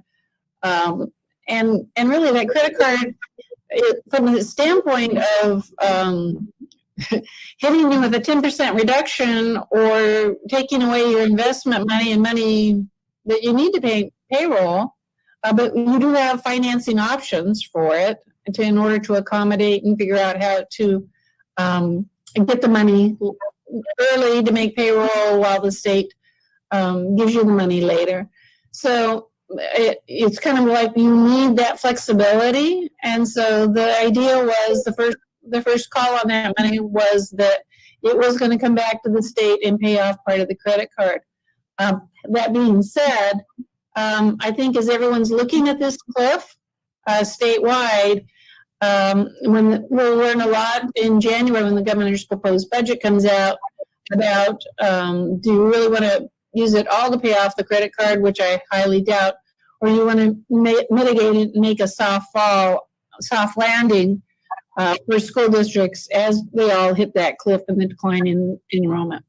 But so that 66 million. So my second clarifying question is, I know that we have more than what we expected in terms of revenue at the state, right? So, and I'm hearing that there's discussion that some of that will come to the schools, but is that part of, basically deferring the 66 million, or is it more that we will get? Yeah, it's actually, two different parts. The first part is the ledge analysts numbers are saying that the impact, an immediate impact of the COVID isn't going to be as bad as they thought it was. I think it's about a 6% delta. And so first off, the state impact this year is not going to be as bad. But remember, like I said, taxes are a lagging indicator, not a leading indicator of economic problems, because people have to make money to pay their taxes. So those numbers are coming in good. And then in addition, we are looking at and hopefully we'll receive another COVID package from the feds. So it was the COVID, originally when they set it up, it was the COVID package from the feds that they had thought that they would take to pay off or start paying off that 66 million they're borrowing from you guys. Okay. And the next clarifying question is regarding the food services. I know it's a 5.5 million lag. Now, I know you glossed over it, but I also want to give the benefit of the doubt for folks who are watching. Can you explain a little bit what that means for us? Because this is also, although it's Anaheim Union, we are servicing Anaheim Elementary, which is also part of our community. So I want you to kind of give a little bit in a short form what that means to us and how that it's impacting Anaheim Elementary and what it does to our budget. Yes. So the situation with that is that basically, as I had indicated, you have about roughly twice as many food services employees as you would need to serve your district.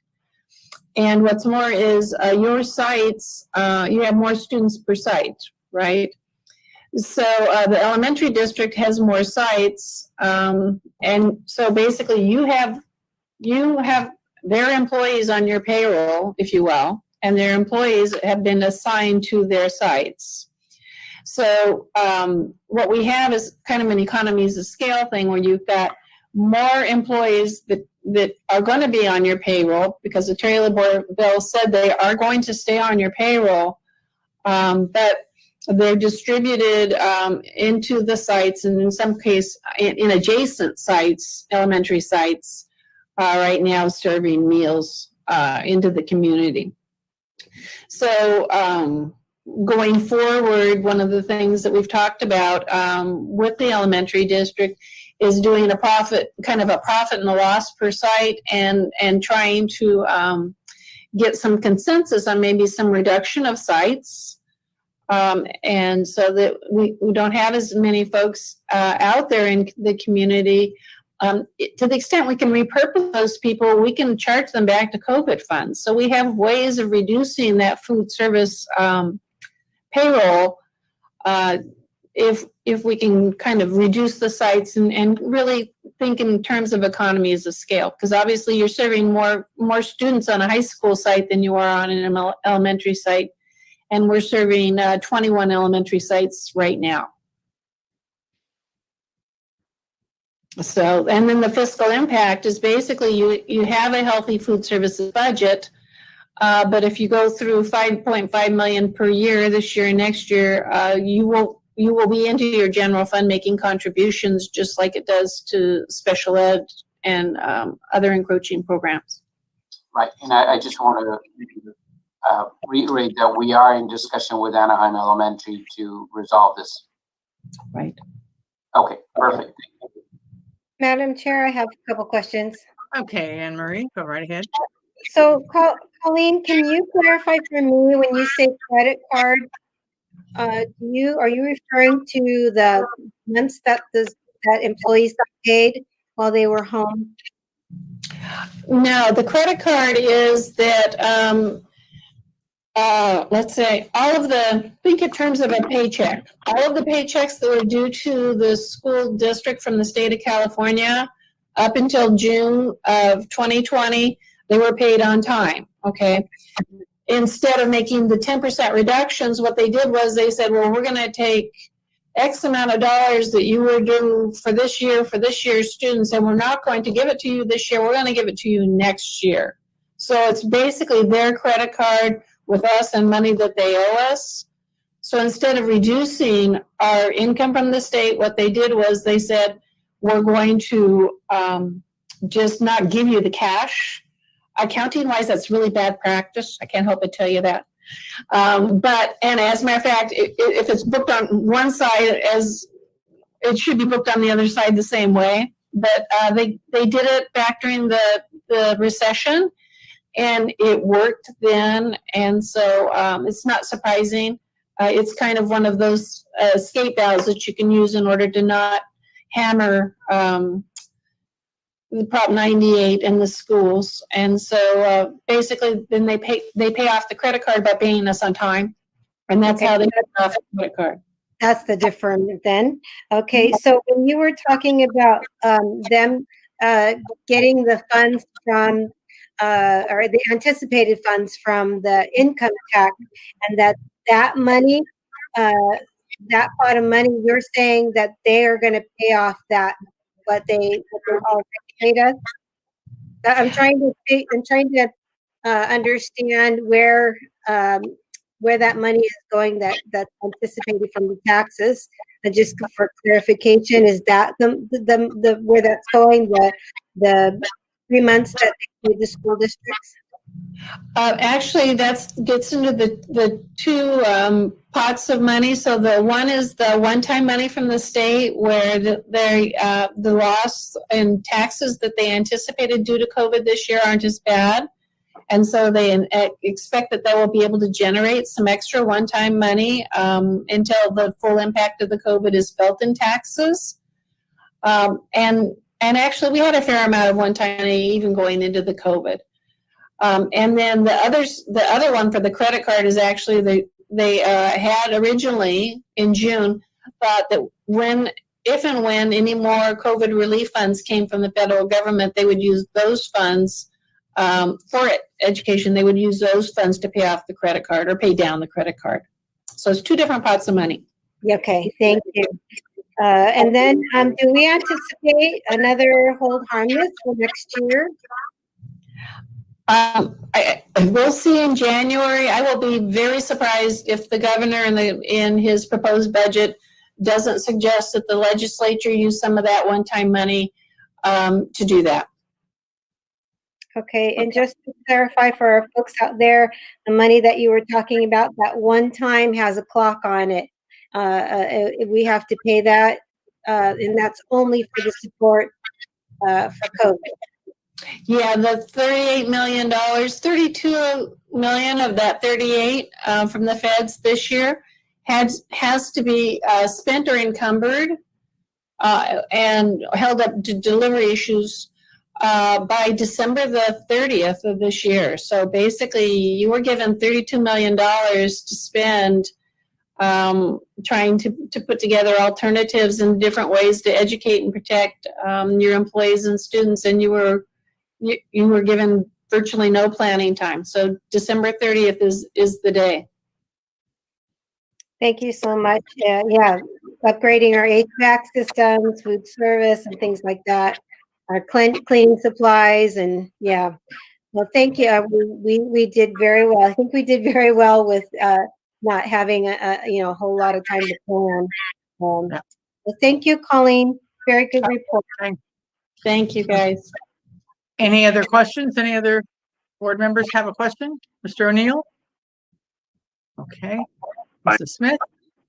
Okay, Colleen, thank you very much. That was and thank you. Sorry. What's that? Thanks to Jerry. Oh, yes, and Jerry, yes, who had to come back. I hope you're doing all right, Jerry. I'm just coming back from surgery. My goodness. Okay. All right. So we have, this is an information item only requiring no formal action by the board. So we have officially received this information, not necessarily happily, but thank you very much, Colleen, for a good report. Okay, item 14.2. Again, this is school dismissal and distance learning. The district staff members will provide us an update on the district's efforts in response to school dismissal and distance learning and resulting from the COVID-19 pandemic. Okay, Sharon are going to do the All right. All right. I want to make sure you can all see this. Yes? Yes. All right, perfect. Well, thank you, Board President Piercy. Congratulations. Also, thank you, our members of the board, executive cabinet, to the larger community watching this evening. For tonight's presentation, we have really three core concepts we're going to be focused on. I will be starting to talk a little bit about the grading policy and the suspending of the graduation requirements. Those are two resolutions that are before the board tonight that hopefully you'll be taking action on in a bit. So I want to spend a little bit of time in anticipation of potential questions you might have had to walk through the thinking and the mind work that took place to generate these two policies. And then finally, I'm going to turn over to my colleague, Mr. Colon, who will spend some time talking more deeply about the changes to the virtual schedule based on a lot of input that we've gotten from families, from students, and of course from our teachers in preparation for our return back after winter break. Like in previous presentations, I respectfully ask, if you can, to please hold your questions till the end, and then Manuel and I will be happy to answer whatever questions come our way. And also, just so you know, we also have our Director of Risk Manager, Diana Gaeta, on the call, because we know you may have some questions as it relates to protocols or processes related to COVID, and the notifying the staff, etc. So she's on the call at the end as well to answer some questions you might have. Having said that, I'm going to go ahead and begin the presentation. So I'm going to start with the grading policy, and I want to share before I go to the next slide. This has been something that has been on our minds even since last spring. We have been working really diligently as a district over the years to really make an impact on our students and how we support them in classrooms. And the pandemic, as you'll see in a moment, has really impacted the great work that our district has done. And just so you know, this is not an issue just for the Anaheim Union High School District. As we've been working with other districts across the county, these trends are similar for them. And then in a conversation we had with the Orange County Department of Ed, they're seeing actually similar trends in their conversations with the folks at the state level up and down the state of California. So we know these concerns around grading are very much real for so many districts and so many students across not only the state, but I would argue the country. So going into that piece, when we bring this policy before you, why the need for a policy? Well, like I had said, I am super proud of the work our district has done over the years as it relates to grades. You can see that if you start from even the work our Ed Division has done around instructional practices and the staff development, professional learning, from our curriculum specialists to our directors, then going through the work that our sites have done. Our admin has done a tremendous job putting policies, structures, and systems in place. Our teachers have been incredible in the way that they support students, the way that they've really shifted instructional practices to better align to the 5 C's in supporting our students. Also the counselors, we've made a transition to grade level counseling. Our students are getting far more attention and support from our counselors than ever before. Even, I would argue, our classified staff, our instructional aides are being used more strategically, the way that they support our English learners and our students with disabilities. So as you can see, if you look at columns, the A, B, C, D, F grades over the years, you can see that we have seen a sharp decrease in the D and Fs over the years while improving our A, B, and C grade rates. And then unfortunately in the year 2021, we were hit by this pandemic. And unfortunately, it wiped out a lot of the great work that we have been doing over the last several years. And I want to make it clear that we are in no way blaming our students, and we are in no way blaming our teachers or our staff. We have seen firsthand the results and the impact the pandemic has had. And we think this alone is a significant reason for us to intervene and do something on behalf of our students. As you know, we have had MOUs in place as Grant talked about or asked the president earlier, we've had MOUs in place to support the working conditions for our staff given the pandemic. Well, we needed to do something on behalf of our students, right? Who's writing the MOU for them? So this grading policy is one approach that we wanted to put in place as a level of compassion and support for our students, while at the same time still holding them accountable because of the work that needs to be done. So this grading report really shows that impact the pandemic has had. If you look at the policy, one of the things that I want to stress is this is not a policy that was developed in an office by 1 or 2 people. This was really done collectively and collaboratively with a lot of different folks. Our administrators at the site level and district level have provided a lot of input into this policy. The ASA Executive Board, as you heard Grant talk about earlier, we meet with them regularly, and they've had some opportunities to provide input as it relates to this policy. We have met as a NED staff with our APGA Exec Board or co-presidents Buck and Sylvia Nopa. So they have had a chance to look at this work as well. And then of course, we spent some significant time with our teacher input group, where they've looked at this policy closely and provided a number of input, all of whom those different groups have gone back to their ed staff, where our ed division has taken that feedback that we've received, and we have crafted this policy to reflect the mind work and the sharing of these different groups. And I'm really excited and proud to share before you the policy that we've created as a result of much of that impact. This has really been a collaborative process, and I'm really proud of that work. Now, some key takeaways that I want you to really be mindful of and aware when you revisit this policy, and I know that you had it before you've had a chance to look at it, but we really do feel that this policy does extend the compassion, the mercy that we've talked about over the last several months, while still holding our students and our educators accountable. As you heard from Hilda, we have spent time with our site administrators where they've gone back and done professional learning activities with our sites, around compassionate grading. What does that mean? They've done article reads, they've annotated that text, and then they spent time as staff really defining what compassionate grading is and what it might look like in terms of practice. But again, we also want to hold ourselves accountable. As a board, when our seniors graduate, you say every time at the graduation ceremony that our students who are graduating have duly met the requirements from our board of trustees that they have passed. And that means something to us. We want our diploma still to mean something. So we feel like this still extends that compassion and mercy while still providing some accountability to the work that the students are expected to do while in class. One of the things we also like about this policy is it's not a one-size-fit-all approach. It does add teacher discretion in the policy. It really acknowledges and reinforces student effort, and it looks at multiple measures.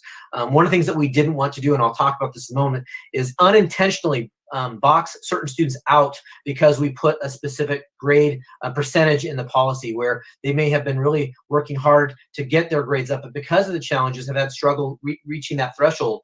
So this really does give teacher discretion because they're the ones who know their students best, and really throughout the parameters of this policy can assign the grade that best represent what the students have done and their mastery of that work. Now, looking at the policy specifically, I want to take a moment just to go through the thinking behind some of the words that you saw in the policy, because it is very strategic and intentional in the work that we did as an ed staff, and of course the feedback that we got from our stakeholders.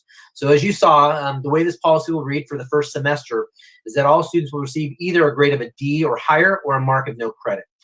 We don't want to penalize a student who has earned an F grade, so an F grade will be converted to a no credit. As you know, a no credit does not impact negatively the GPA, which again, we don't want to create additional challenges for our students when they do apply for college or their post-secondary work, so that F will be converted to a no credit. And as you saw in the policy, we do have criteria for both those students who receive a grade of D or higher and for those students who fail to meet certain criteria that will receive no credit. What I want to spend some time with is talking about this criteria and the words that were intentionally used. For students who receive that grade of D or higher, they will have done any two or more of the following. Again, I talked about that recognizing and acknowledging the effort of the student.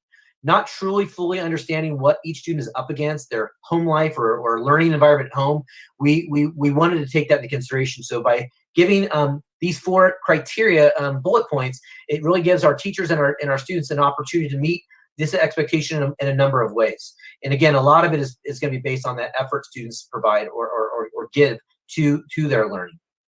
The first bullet talks about being regularly logged in. We didn't want to quantify this because, as you know, some students maybe didn't log in a lot in the beginning because they were in the process of getting their Wi-Fi or they were in the process of getting their computer. So we didn't want to penalize with a quota or a specific number. But what we did instead is referring back to our first best instruction placemat. You may recall we have that phrase, knowing students by name, need, and story. So we wanted to reinforce our concept around first best instruction. We felt like if the teacher knows the students, they know why they've been having some challenges, they know their story, that would qualify as being regularly logged in. The teachers have connected with those kids, the kids have made that effort to log in enough where the kids and the teachers know one another. So that's how we created that bullet without having to quantify things specifically and unfortunately boxing or unintentionally boxing certain students out. Same thing with the second bullet, turning schoolwork in.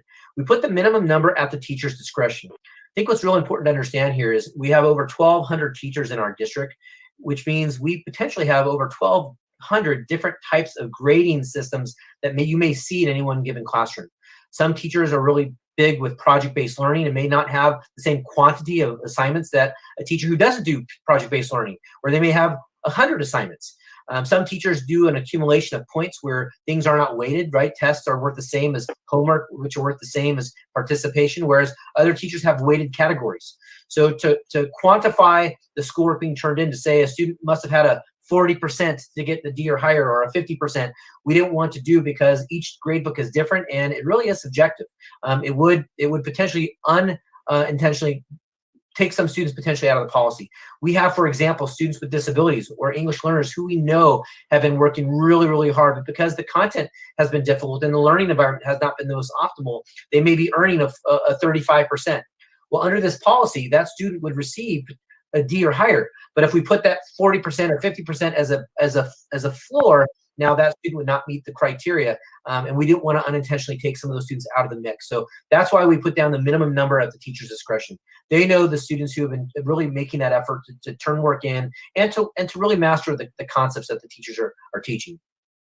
The third bullet talks about participation in class, which includes but not limited to. And as you'll see on the policy, we have a number of examples listed for teachers to choose from. But that's not all, right? There's additional ways that students can show their participation. What was important for us as an ed staff is in the policy, it really calls out the strategies that we covered in depth this summer and early in the fall when we trained our teachers on the national online standards. That's something we're really proud of, that as a district, we took the time to really build capacity in our teachers in terms of how they teach and instruct and engage students when they are online, since it was such a new experience for many of our teachers. That's actually built into the policy, so it reinforces those first best instructional practices. And again, as you saw in the policy specifically, it calls out a number of those practices specifically. But again, there's more ways that a student can demonstrate that they participate. And similar to the way we looked at students turning in work, that minimum number is also at the discretion of the teacher. We didn't want to say a student will have had to participate in 2 chat box conversations. We really wanted the teacher to have some discretion as they're working with their students, since they know their students best. And again, quantifying it might unintentionally take some students out of the mix. And then lastly, we talked about engaging with the teacher and or the instructional aide through the use of emails, phone calls, the Google Meets, office hours, the Tuesday, Thursday live check-ins, or other forms of communications. We also know that some students have been meeting with teachers on their asynchronous time through office hours or through support with their instructional aid, and we wanted to give students credit for those efforts as well as it connected to their grade. So again, we feel like this is a really balanced and fair approach for our students, while at the same time holding our students and ourselves accountable for what a passing grade means. And again, the no credit is something that won't necessarily penalize our students in terms of GPA. Now, this, all things considered, also will connect to the graduation requirement suspension that I'm now going to talk about. So we feel like these, coupled with each other, are really going to be important talking points for you as a board. As we look at our graduation requirement suspension recommendation, I want to remind the board that you took action last spring to do just this. And what we're looking to bring to you is the exact policy that we brought before you last spring. The need for the graduation requirement is we have seniors, and this is really more geared towards our seniors right now. We have seniors who were on track to graduate prior to the pandemic. But because of the COVID-19 pandemic, many of our students, or a number of our students, have been impacted in ways where now they are no longer on track to graduate. And the suspending of these graduation requirements do allow for our staff to support these students in helping them get to that place where they would have been a graduate under normal circumstances. I want to remind too the board that when we did this last year, our intention was not to pad our numbers. It was really to normalize things. So had we not been in a pandemic, the kids or the students who would have graduated would still continue to graduate. I'm really proud that last year, of our 4,000, almost 650 seniors that graduated, only 410 district-wide needed the COVID waiver. So as you saw, the majority of our students still graduated with their 220 graduation requirement. As you know, the state has a graduation floor of 130 credits to graduate, where we as a district have a floor of 230 credits. So this is significant, that difference. What we did last year is to still be above the state requirement bar, is we suspended the graduation requirements so that way it reflected 160 credits to graduate. So again, most, if not most of our seniors will be applied to the 220 graduation credits, not the COVID waiver that we're talking about. But the senior counselors, again, we have that grade level counseling, and our senior counselors, they really know our students. And we've already talked and front loaded with our APGA leadership and our counselors. So they've already begun the analysis to determine which of those students who might have been impacted by the pandemic that this waiver would apply to. And again, last year it was about 8.5% of our seniors that got the impact of the COVID waiver. Some of those students graduated on time, and some of those students, they graduated through summer programs to meet that COVID waiver. But again, our senior counselors who do that analysis work closely with those students and the families that are impacted. As I just mentioned, our senior counselors, they were remarkable last year. And as you know, they really worked tirelessly last year, especially given that this took place in March and the policy wasn't approved until April. So our counselors were working around the clock last spring to really put this into place. So when you see that bottom piece in terms of why now, hold on, there we go. The why now in the spring, this gives our seniors and our counselors adequate time during the second semester to make those adjustments. It gives counselors the time to enroll our seniors who are impacted by the pandemic and would have been on track to now get maybe into the courses they need to get into the second semester, so that way they can graduate. It also gives our counselors the opportunity to enroll them into our credit recovery options now, so they're not doing it with just a few weeks of school left like they were last spring. So this will also take into consideration the mental health of our seniors and our counselors, which I think we all agree is significantly important. I know our board has always been a champion of mental health and making sure that we're doing things to be mindful of both the mental health of our students, our families, and of course our staff. So those are all valid reasons as to why we're bringing this policy before you now. It gives our counselors the adequate time to work with these seniors who are impacted. We've talked to our ASTA leadership about this policy. We've talked to our site admin about this policy, and we've directed them that when students ask questions about this policy, they are expected to be directed to their senior counselor. That is their lane. This is their area of expertise.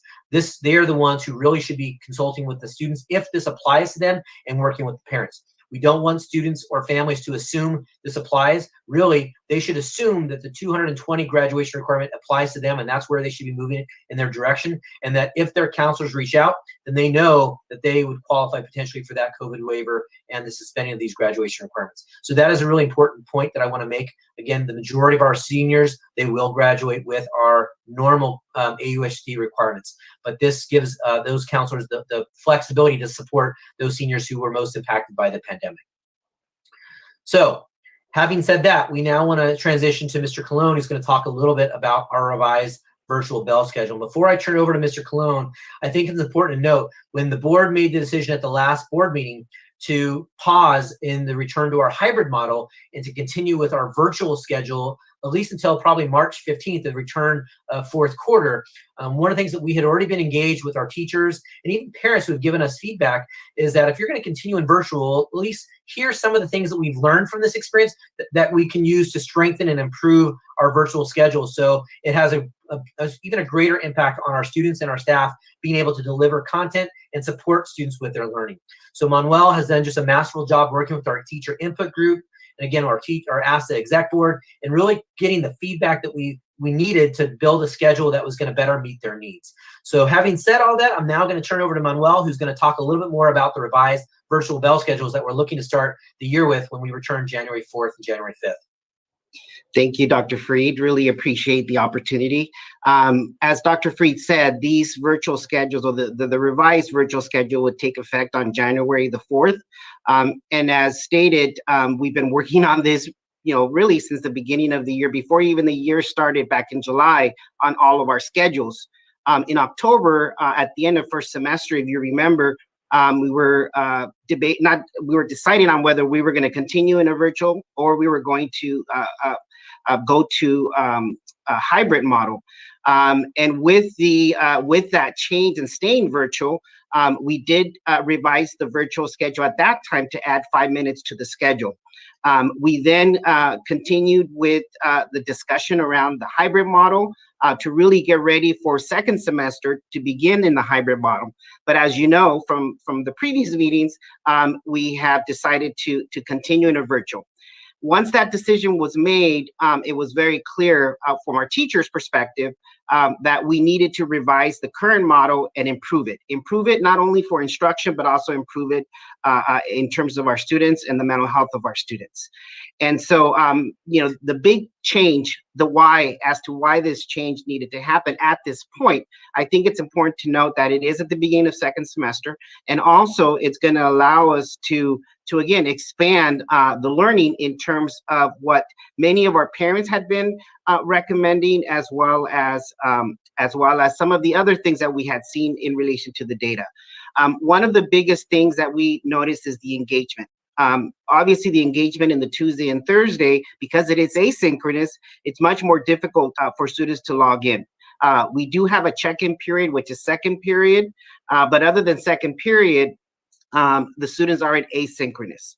One of the things we found in terms of the grade distribution and a lot of anecdotal information from our teachers was that the students that are in their second period, because they get to see them every day, those students are more engaged and those students have better grades in that second period. So there were many reasons as to why we're moving into this revised schedule.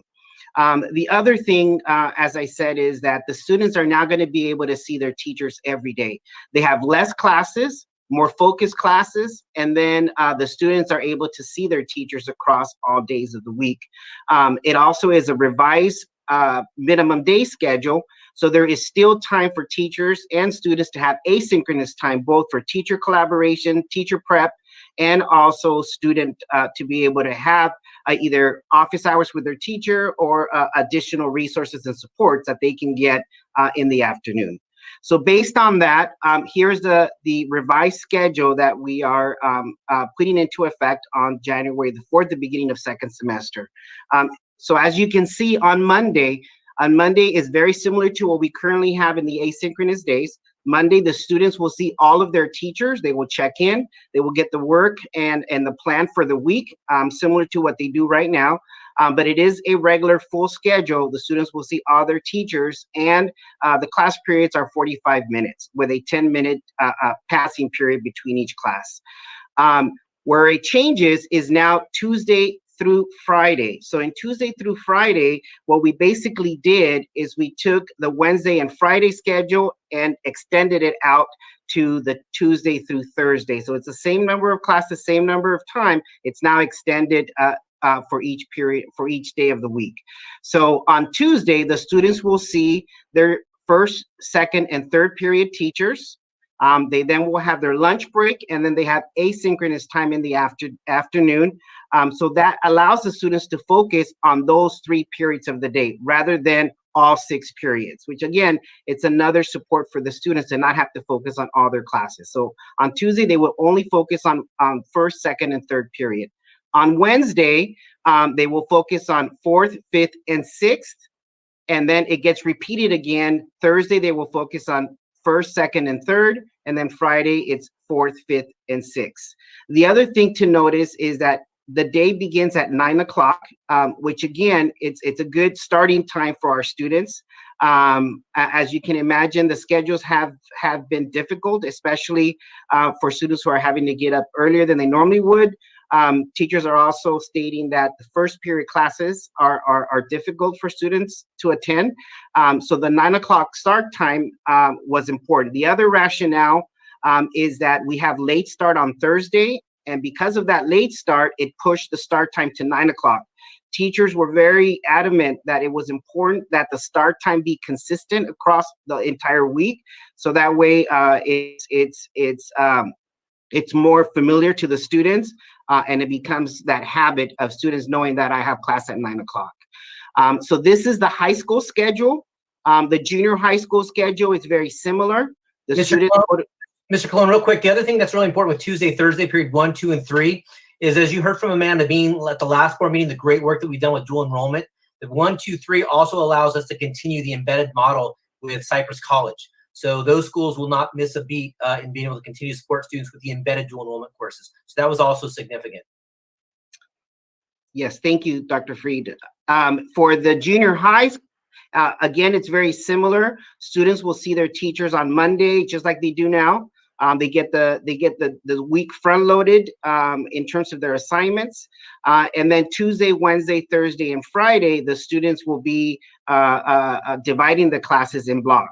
So on Tuesday, they will see their first, second, and third period teachers. Again, they have lunch, and then they have asynchronous time in the afternoon. Wednesday, they have 4th, 5th, 6th, and 7th. If you know our junior highs had 7 periods instead of 6 like our high schools. So on Wednesday, they do have an additional period. So 4th, 5th, 6th, and 7th. And then Thursday, again, it's our late start day. They start first period on 9 o'clock. That gets repeated. So first, second, and third. And then Friday is 4th, 5th, 6th, and 7th. Again, this is our revised schedule that we will begin with on January the 4th, and we're super excited about it. In speaking to some of our students, they are seeing the benefit to having only 3 or 4 classes, depending on whether you're junior high or senior high, to focus on any particular day. Thank you. Okay, so that concludes our presentation for you this evening. We'll now open up for questions or comments for the board. So, Board President Piercy, I'll turn it back over to you. Madam President? Mr. Colon? I had to click. Okay, yes. Yeah, I have a question for Mr. Colon. Can you, the asynchronous time on the Tuesday, Wednesday, Thursday, Friday, what are the students and teachers supposed to be doing during that asynchronous time? The asynchronous time is when the students are doing work. So teachers have assigned work for them to do. It is also time for teachers to do planning. They might host office hours. That's also a time where our students with disability are getting additional support from their instructional assistants, as well as our English learners. There's tutoring available that students are getting services for. So now with this schedule, it will allow for students to get additional support across all 4 days in the afternoon. Okay, let's just take Tuesday, for example. The students are doing period 1, 2, and 3 asynchronous. And then in the afternoon, are they doing just periods 1, 2, and 3? Or can periods 4, 5, and 6 or 7 be on Tuesday also in the afternoon? So for asynchronous, the students can be working on the work for the next day. So it could be that they're working on work for 4th, 5th, and 6th periods because they had their first, second, and third teacher today. So that work might not be due until the Thursday. So the students then can focus on the work that's due on the next day, which is 4th, 5th, and 6th. Okay, so if you take period 1 on Tuesday, it's asynchronous at 9 o'clock. But do the students have to log in for a synchronous day? Yes, and that is also another benefit that I think students will really appreciate. Currently, the teachers have to take attendance based on the work that student has done or the check-in time. With this schedule, the teachers will be taking attendance based on student attendance. So the student, by attending the class, will get attendance. There's no more additional work that students will need to submit above and beyond attending class. And that is the synchronous time with their teacher. And do they have to spend the whole 45 minutes with the teacher at that time, or do they just check in and then they can do whatever? No, they're with their teacher the entire period. So yes, Okay. The 1st, 2nd, 3rd period, they are with their teacher during that time. Yes. Okay, thank you. Any other questions? Okay, I have a couple comments here. Manuel, I noticed, okay, I really like the high school schedule. It's the same across. We are acknowledging a later start for students because a lot of them unfortunately play with their technology and don't want to get up early. But when I look at the junior high schedule, it's a lot. What are you smiling at, Jaron? When I look at the junior high schedule, it's more confusing. In other words, you've got these kids starting at 8:20 instead of 9 o'clock and getting out at 11 for lunch. What is the rationale behind that? And then you give them a late start on Thursday where they actually do start at 9.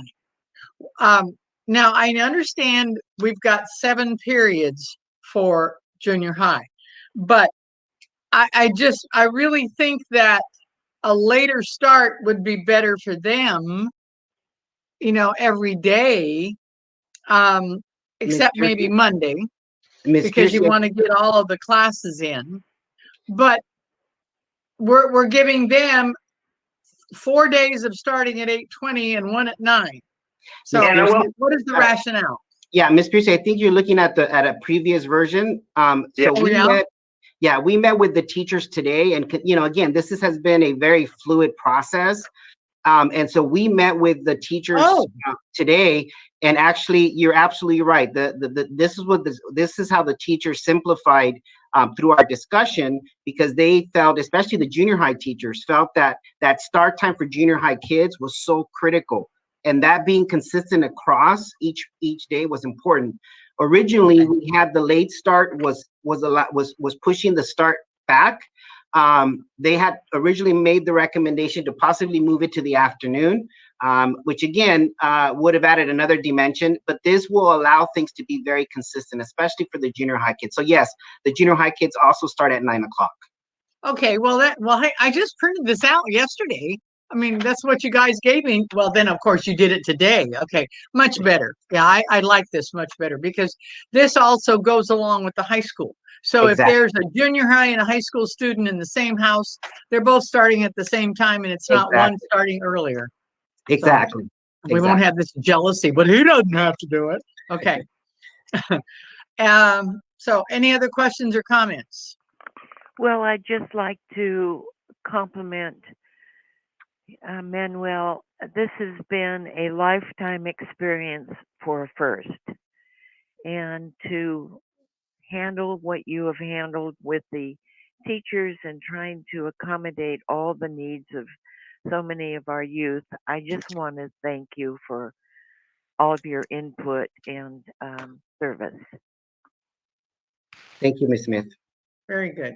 And I want to say too, your comment today, you met today and made changes today. And this just goes to show our community how much we're working on this. And it's an evolving every day. We're trying to figure out what's the best for our students. And we're doing these. Now, I know I got some comments and complaints about changing the system, but I think this is so much better. And I mean, and studies have shown the students do better when they are in touch each and every day. I mean, we've seen that from our numbers. And also, what's I think is a lot better is the kids are only going to be going, except for one day, until noon. And then, so they're fresher in the morning. And I've been an advocate of rotating schedules since I started teaching. So this kid that has math seventh period, he's going to get a chance to have math in the morning instead of in the afternoon when he's ready for his nap. So I really think this is going to help. They're going to be only in school every day, but only in the morning. And I'm really glad to see that. And I hope that other people will see the advantage of this, even though it is a change from what we're doing now. It's much better. Madam President? Yes. I just wanted to, thank Manuel and Jaron for listening to our parents and listening to our students and reacting to that and looking at the data. And I can speak to engagement because I'm in classrooms every day and I see our students, when I'm looking at our elementary, and I can see that this is definitely needed, that daily engagement. And we're doing it at the elementary school. Highest, we have the highest number of students in the Anaheim Elementary School District. And so I think that junior high schedule will fit right in with that. And I thank you for, your first statements of not blaming counselors, not blaming our teachers, not blaming our students, for all of this. And the concerns are across the state. I think Anna and Al talked about that this was a course at our annual education conference, and it still was at the annual education conference. I took it.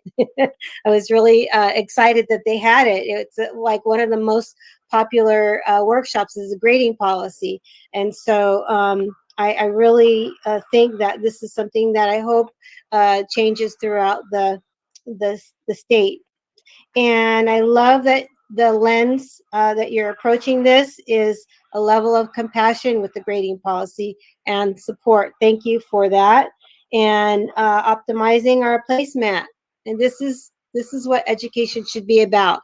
And it's almost like an IEP for each kid. Knowing their abilities, knowing their name, knowing their story, where they're coming from, and having that compassion to grade them fairly to the best of their ability. And my question is, there is a question after all of that, are the colleges, are they keeping up with us?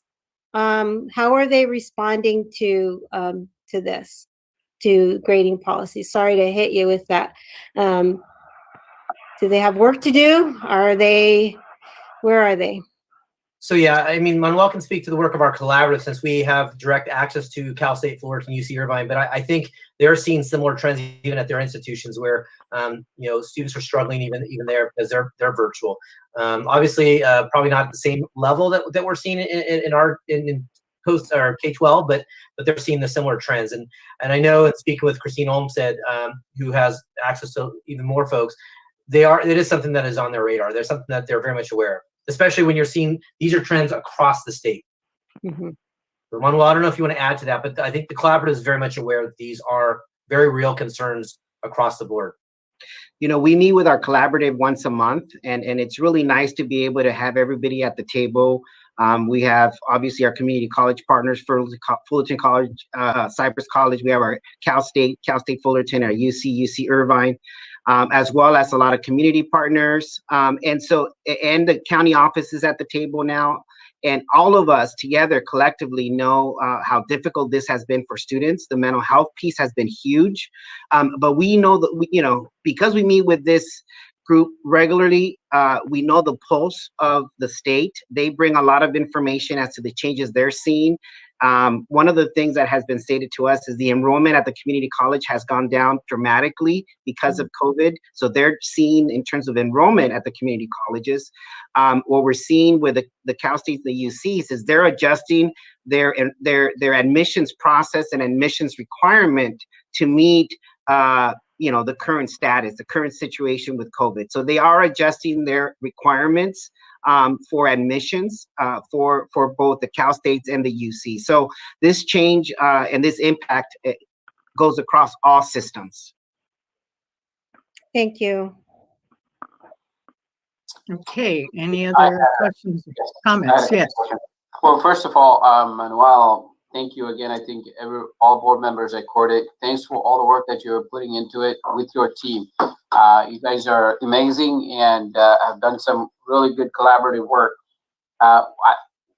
One thing that I want to ask is, I know that we saw the reply or the feedback you gave to our students. There were a lot of students who actually emailed with concerns about the change and all that, but I commend you for your response back to them, and hopefully all of them who actually are watching would listen to. I want you, Manuel, to kind of reiterate your response back, because I know there was a long range of concerns from some of the students, including students from Anaheim High School. I think the gist of the response is that, we took the students into consideration in every single decision that we've made. All of our conversations have been about what's in the best interest of kids, and how do we make it, again, understanding their circumstance. And they're all dealing with a lot of different situations. How do we ensure that we are being mindful, we are being compassionate about how we are addressing every single issue when it comes to this pandemic and the services that we're providing. And so every single decision, every single conversation, from our teachers to administrators to all aspects of our organization, is about how can we ensure that our students are being successful under these circumstances. Thank you, Manuel. The rest of my questions, I'm just going to ask Diana.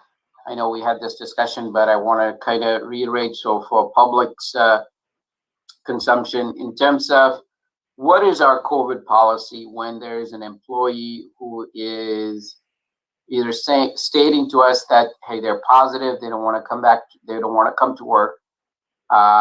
What is our policy and what is our protocol? The discussion that we had, if you can elaborate a little bit, I might have a couple of follow-up questions. Right. So no problem. The district's role, as it has been identified to us by the Orange County Healthcare Agency, is to perform school-related case investigation. So we review the California Department of Public Health information, the CDC's information, but ultimately we defer on the local health agency, which is the Orange County Healthcare Agency. So when an employee reports to us that they are positive, our directive is to confirm that information and to have that employee isolate. Again, based on our training, the isolation for a positive person is 10 days from the date that their symptoms started, or for an asymptomatic or an employee who has no symptoms, it's 10 days from the date that the positive specimen was collected from the employee.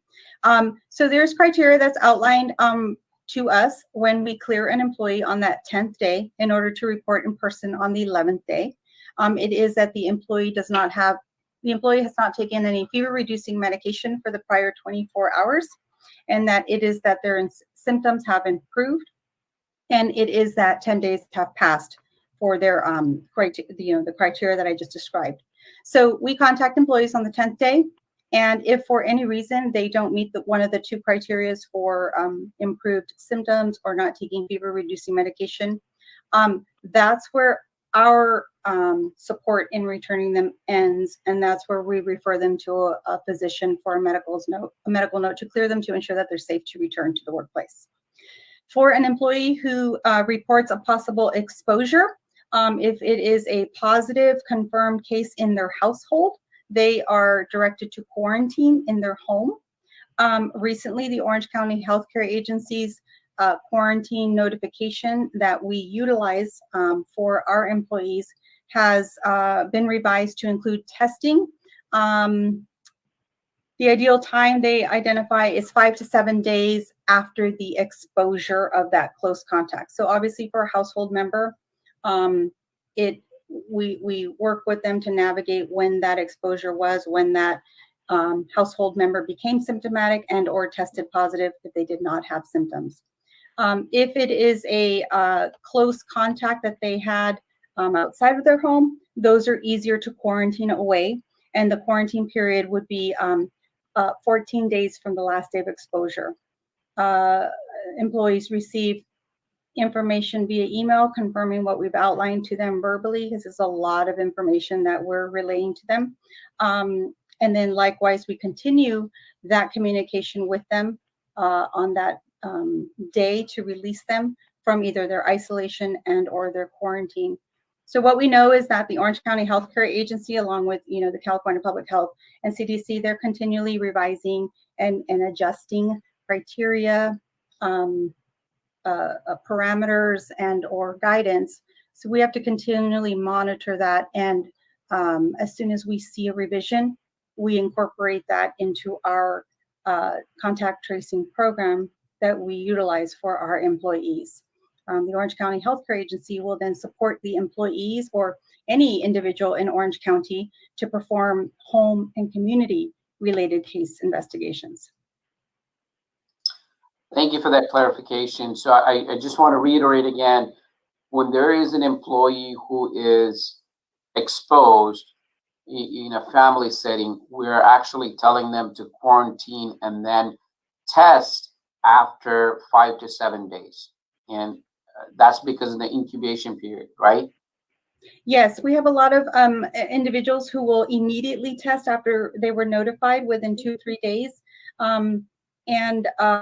In some cases, those tests come back negative, only to find that that individual, in fact, begins the onset of their symptoms that 5th, 7th, 9th day. And then we would have them retest midway in that period. And in those situations, that virus has loaded in their system enough to trigger a positive COVID test result. Thank you. And I want to kind of reiterate the conversation that we had prior, is to make sure that we include our union presidents in discussion about all these aspects of the finer points of it, so that they could communicate to their members as well. So it will be a double, triple communication where we're not letting anybody fall through the cracks.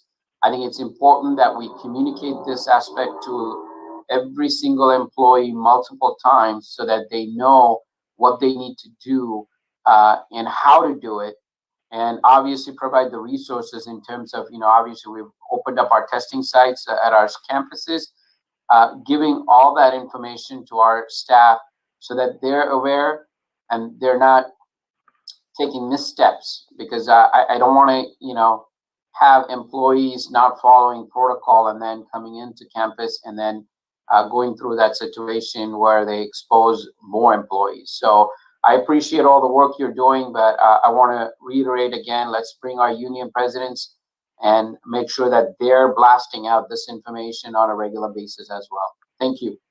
Most definitely, we will work with our unions to ensure that they understand those parameters for what a close contact is, and the need for quarantine and your positive test, and a need for isolation and that return to work criteria. Absolutely. Okay, any other questions, comments? Well, we had a presentations here that were quite meaty.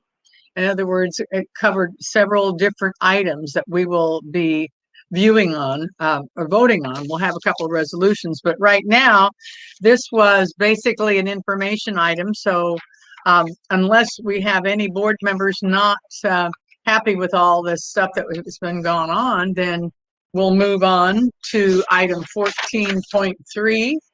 No, item 15. 15.1. Okay, and this is resolution number 2020/21-BOT-06, temporary grading system, first semester of the 2021 year. Now, this, okay, do I have I have a motion, and do I have a second? Second. Okay. All right, any questions, comments? Okay, seeing none, and this is a roll call vote, of course. We will start with, I think, okay, Brian? Aye. Okay, Al? Aye. Kathy? Aye. Anne Marie? I vote aye. And I vote aye also. So our temporary grading system will be for this semester of the 2021 year only. Okay, moving on to item 15.2, another resolution. This is number 2020/21-BOT-07, graduation requirements for the class of 2021. So and moved. this was, okay, so moved. Do I have a second? Second. All right, moved in second. Any questions or comments? Seeing none, we will have a roll call vote. Brian? Aye. Al? Aye. Kathy? Aye. Anne Marie? I vote aye. And I vote aye also. So our graduation requirements for the class of 2021 has been altered. Okay, moving on to item 15.3, another resolution. This is number 2020/21-B-08, adjustments to income and expenditures, general fund. Resolution number 2020/21-B-09, adjustments to income and expenditures, various funds. And the 2020-21 first interim report. Do I have a motion? So moved. Second. And a second. Motion and second. Okay, do I have any questions or comments? Okay, seeing none, we will take roll call vote, starting with Brian. Aye.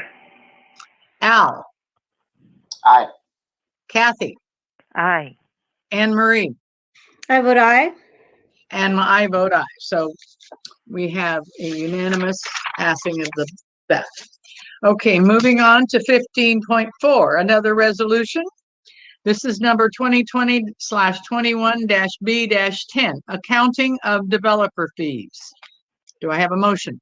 So moved. So moved. I have a motion and a second. Do I have any questions or comments? Okay, seeing none, I will take a vote, roll call vote, starting with Brian. Aye. Al? Aye. Kathy? Aye. Anne Marie? Aye. And myself vote aye. So once again, it passes unanimously. Item 15.5, resolution number 2020/21-B-11, signature authorization. So moved. So moved. I have a motion and a second. Any questions or comments? Okay, we're doing this because we have a new CBO and we want to get her all set up and authorized. Okay, so starting with Mr. O'Neill. Brian? Do you want to vote? Aye. Okay. Al? Aye. Kathy? Aye. Anne Marie? Aye. And myself vote aye. All right, number 15.6, resolution number 2020/21-B-12, authorization of approval of vendor claims and orders. Do I have a motion? All right, and a second? Second. All right, motion and a second. Again, this is to authorize our new CBO, Nancy Nean, and Karen Orr, and Jerry Chenarian, and Esther Yanes to approve vendor claims. A roll call vote. Brian? Aye. Al? Aye. Kathy? Aye. Anne Marie? I vote aye. And I vote aye. Okay, item 15.7, more resolutions. Okay, this is number 2020/21-F-06, Authorization to sign applications and associated documents. Again, this is to certify Mr. Matsuda, Ms. Sanin, and Patricia Neely as authorization to sign and adopt. Okay. Any questions? I mean, do I have a motion? So moved. And a second. Okay. Any questions or comments? Seeing none, we'll take a vote. Brian? Aye. Al? Aye. Kathy? Aye. Ann? I vote aye. And me. I vote aye. Okay. Item 15.8. Resolution number 2020/21-F-07. Delegate authority to district staff to enter into change orders not to exceed $100,000. Do I have a motion? And a second? Aye. Okay. Any questions or comments? None. All right. Seeing none, we'll have a roll call vote. Brian? Aye. Al? Aye. Kathy? Aye. Anne Marie? I vote aye. And I vote aye. Okay. Item 15.9, board policy, multiple policies, second reading. This is for, okay, we'll move all of 15.9 to 1, 2, 3, and 4. Any questions? Or, I mean, did I have a motion? Second. Okay, a motion and a second. Do I have any questions or comments? Okay, seeing none, we'll have a roll call vote. Brian? Aye. Al? Aye. Kathy? Aye. Anne Marie? I vote aye. And I vote aye. Okay, item 15.10. This is the agreement with Trustmark Health Benefits Incorporated. I have a motion and a second. This is our new third-party administrator for our health benefits. Any questions or comments? I just want to comment, the insurance committee did a thorough investigation of this. We weren't exactly thrilled with the previous third-party administrator, so we went out looking for others and evaluated them quite thoroughly. And we're hoping this one will be a really good and long-term relationship with Trustmark. And we hope it's much better. So roll call vote. Brian? Aye. Al? Aye. Kathy? Aye. Anne Marie? I vote aye. And I vote aye.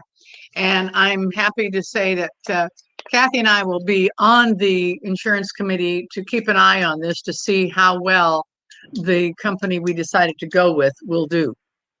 It's very important and that they handle our district well. Okay, agreement. Number 15.11, agreement with Arsena Risk Group. This is a insurance broker that okay. So moved. Okay, wait a minute. I was looking to read a little blurb. Okay, so moved. Anybody have a second? Unfortunately, due to the number of lawsuits that we are facing, we want to hire this risk group to do some investigating for us, to go back in records that we don't have or the time to do. So Anne Marie, you moved it. Who seconded? Anybody? Did I second? I'll second it. Okay. This unfortunately is something we need to help us with finding out information. So we are prepared. Okay. Any other questions or comments? All right. Starting with Brian, roll call vote. Aye. Al? Al must have stepped away for a moment. Kathy? Aye. Anne Marie? I vote aye. And I vote aye. And Al, have you come back? I wonder if he accidentally cut himself off too. So Well, I have a 4, so we can move on. 15.2, Agreement, Zoom Video Communications, Inc. I think This it's 15.12. I'm sorry, what did I say, 2? I'm sorry. That's okay. It's 12. Okay, 15.12. You're correct, Kathy, and I'm erred. All right, all this right. is to contract with Zoom because a lot of teachers felt that they needed something a little different from Google. This will allow them to do a few things that we can't do with Google. They can, and the students can do some different things. So we'll now have 2 venues that we can utilize. So moved. I have a motion and a second. Second. Okay. Any questions or comments? Okay. Al, you're back. Good. All right. Brian. Aye. Okay, Al, we're voting on 15.12, the Zoom video communications. Okay. You want to give me your vote? You're muted. Aye. Gotcha. Kathy. Aye. Anne Marie. Aye, and I just wanted to say thank you for listening to staff and making this available to them. Yes, very good. And I vote aye. I know when I got the email that, you know, I had a Zoom account, I'm going, huh? How come? And then I started finding out why, you know. And they are different. I mean, you can do some things on Zoom you can't do on here. So, because I do Zoom meetings with some other organizations. Okay, 15.13. This is revised board policy 71105, which is parentheses 6146.1, high school graduation requirements, second reading. So moved. Okay, this is all right. And second. Motion and a second. It's both an information and an action item. Any comments? Of course, this is what we're given a presentation before about requirements, but this one has to do also with digital literacy, which is going to be spread throughout all our classes. So our kids could put us to shame with their digital knowledge. So I'm sure we are requiring them to use what they know, and if they don't know it, they learn it in different classes. So that's basically what this item is. Any questions or comments other than mine? Okay, seeing none, roll call vote. Brian? Aye. Al? Aye. Kathy? Aye. Anne Marie? I vote aye. And I vote aye. Item 15.14, the adoption budget overview for parents. Now, this is so moved. Okay. I have a motion. Do I have a second? Second. Okay, and a second. Okay. Any questions, comments? Okay, let me say Brian. Roll call.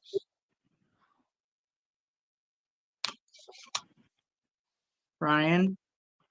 He's hiding under his desk. Did you vote, Brian? I didn't hear you.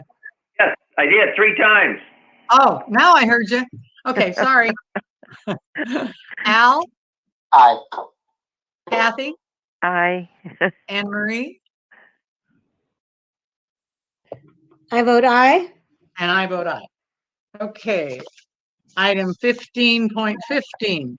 This is an MOU, a memorandum of understanding with North Orange County Regional Occupation Program, which is NORCROP, for extra duty pay. So moved. Second. And a second. Okay, any questions or comments? There is no additional cost to the district. This is, but this is a good thing. Updating our operations here. Okay, any no other comments or questions? Roll call vote. Brian? Aye. Al? Aye. Kathy? Aye. Anne Marie? I vote aye. And I vote aye. 15.16, This is an MOU with Orange County Department of Ed, Mental Health Student Services Act, MHSSA, Partnership 2020 to 2024. Do I have a motion? So moved. All right. Motion and seconded. Any questions or comments? Okay, so let's have a roll call vote. Brian? Aye. Al? Aye. Kathy? Aye. Anne Marie? I vote aye. And I vote aye. Okay, 15.17, school-sponsored student organizations. Now, this is a roll call vote, and our student rep will get a chance to vote, but we are going to, we have dropped item 15.17.3. So we will be including in this item 15.17.1 and 15.17.2. Do I have a motion? So moved. And a second? Okay. So, roll call vote. Brian? Aye. Al? Aye. Okay. Kathy? Aye. Anne Marie? Aye. Elizabeth? Aye. Very good. And I vote aye. 15.18, proposed 2021-2022 student teacher calendar, action item. So moved. I have a motion and do I have a second? Second. Okay. Any questions or comments on this? Pretty standard. Okay. Seeing none, let's take a vote. Brian? Aye. Al? Aye. Kathy? Aye. Anne Marie? Aye. And I vote aye. 15.19. This is an information item. Initial contract proposal of the AUHSD to the Anaheim Secondary Teachers Association. Okay. Questions, comments? Okay. Public hearing, 15.20. Initial contract proposal, AUHSD to the Anaheim Secondary Teachers Association. Should I wrap my make-believe gavel? Okay. No comment? comments. No comments are received for the public hearing. Okay, thank you. Close the public hearing. Item 15.21, initial contract proposal, Anaheim Secondary Teachers Association, ASTA to AUHSD. This is an information item. Item 15.22, public hearing, initial contract proposal, Anaheim Secondary Teachers Association to the AUHSD. I open the public hearing. And no comments received. And no comments received. Close the public hearing. I gotta get my old gavel out. 15.23, revised board policy 8708, sexual harassment students for students. This is the second reading. Second. Question? Okay, do I have a motion? Do I have a second? Oh, who moved it? I didn't hear. Brian. Brian, okay. I'm not hearing you clearly, Brian. I'm sorry. Okay, I have a motion and a second. Any questions, comments? Okay, Brian. Aye. Al. Aye. Kathy. Aye. Anne Marie. Aye. And I vote aye. 15.24, revised board policy 6106 and 6106-R, sexual harassment, employees and applicants, second reading. So moved. Second. Second. All right, I have a motion and a second. Any questions or comments? Okay, have you all finished your Keenan training? That takes an hour. All right, did anybody have problems getting on? I did, but I did it finally. So don't forget, we have until the 18th? I think that's it. So if you haven't done it yet, that's only 1 hour. Make sure you get it done. Okay, so we're all taken care of. We're non-managerial, but we have to do it. Okay. No questions or other comments? We'll take a roll call vote. Brian? Aye. Al? Aye. Kathy, Aye. Anne Marie, I vote aye. and I vote aye. Okay, item 1525, revised board policy 6201.02, reasonable accommodation, second reading. So moved. Second. I have a motion and a second. Any questions or comments? Okay, roll call vote. Brian, Aye. Al, Aye. Kathy, Aye. Anne Marie, I vote aye. and I vote aye. Okay, consent calendar, item 16. Do I have anybody wish to pull anything? I do. Seeing none? Okay, 16.7, please. 16.27, 16.7. 7. Okay, Brian? 16.14 NN and 16.15 PP. Okay. Any the other, move the balance, second? Second. Okay. So we'll take a vote on the consent calendar. Brian, Aye. Al, Aye. Kathy, Aye. Anne Marie, I vote aye. and I vote aye. Okay, item 16.7. So move. Second. Okay, let me push to 16.7 here. Okay. Al, you, Yeah, I just wanted to compliment our staff and the CBA itself for delivering projects which are on time and under budget. And we've been doing some great work with making sure that we hire our local employees who are within our district and giving them priority, and also giving priority to our veterans and our graduates of AUHSD. So I'm glad that we're adding 2 projects to the CBA to continue it. It's a great partnership, and with that, I think the last time we had a presentation was probably beginning of the year. I don't mind getting another presentation on this maybe in a future meeting, so that way we could make sure that the community knows the benefits that we are bringing to our community. Having said that, if anybody else has it, if not, we could go for a vote. okay, well, did we move?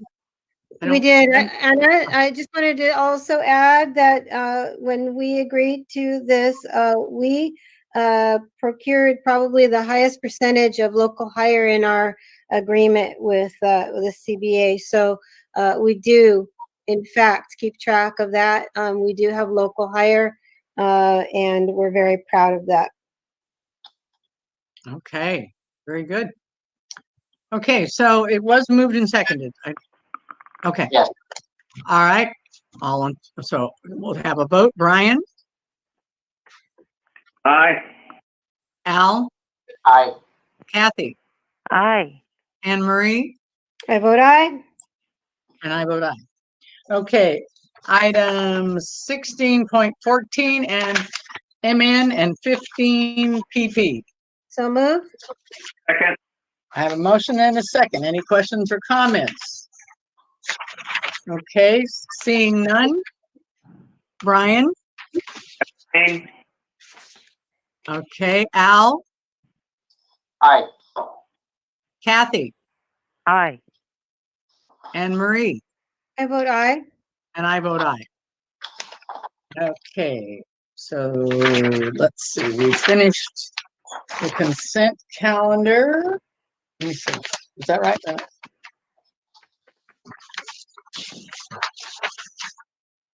Okay, where is, okay.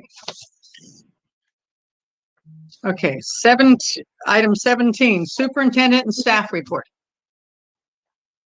Anybody have a report?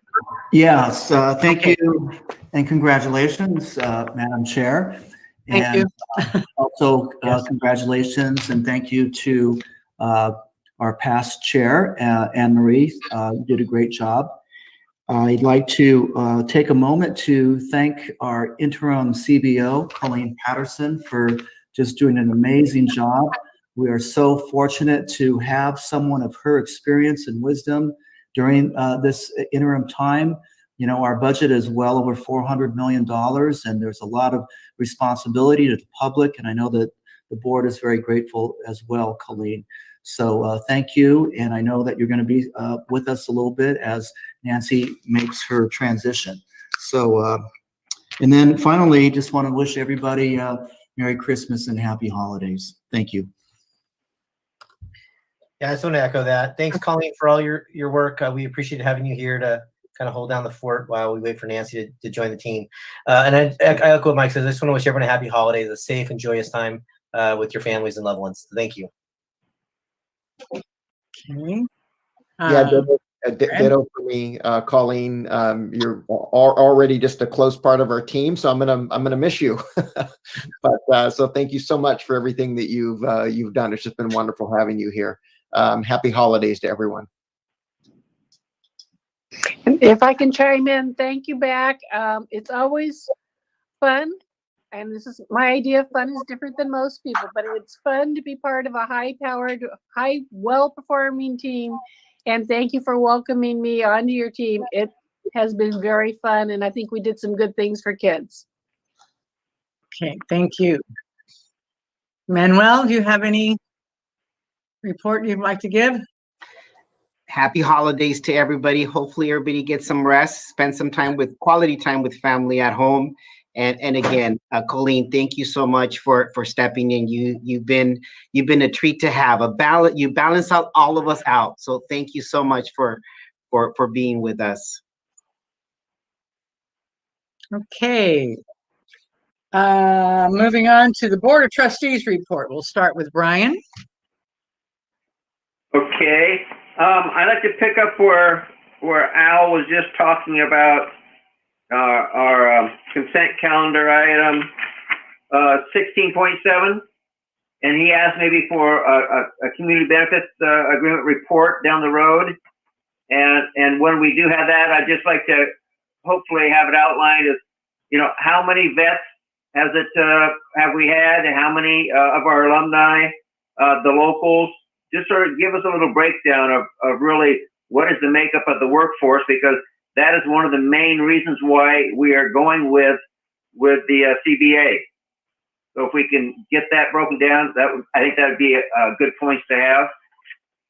Also, I attended, if you want to call it that,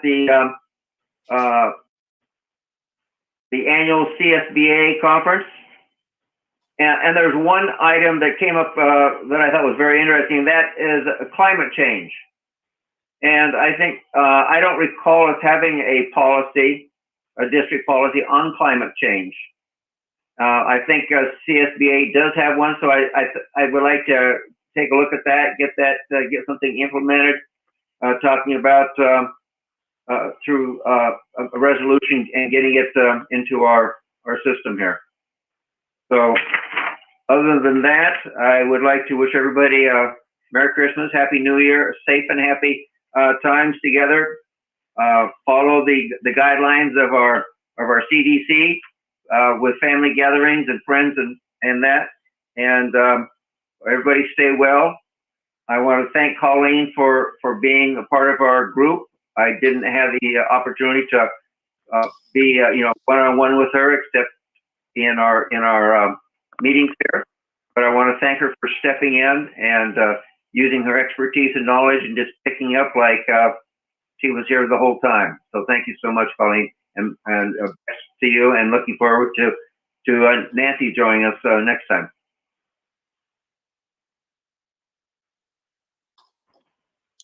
Okay, Al? Well, let me start off with thanking Colleen. Thank you for your service to our district, and we are always happy to have you here. And you do a fantastic job. So thank you again, and Happy New Year, and Merry Christmas, and Happy Holidays, whichever you want to take, right? I want to say that the CSBA conference, I was very fortunate enough to be in the committee to organize the conference. But unfortunately, I couldn't attend or I couldn't log in because I had some family stuff going on and ended up not being able to log into any of the sessions.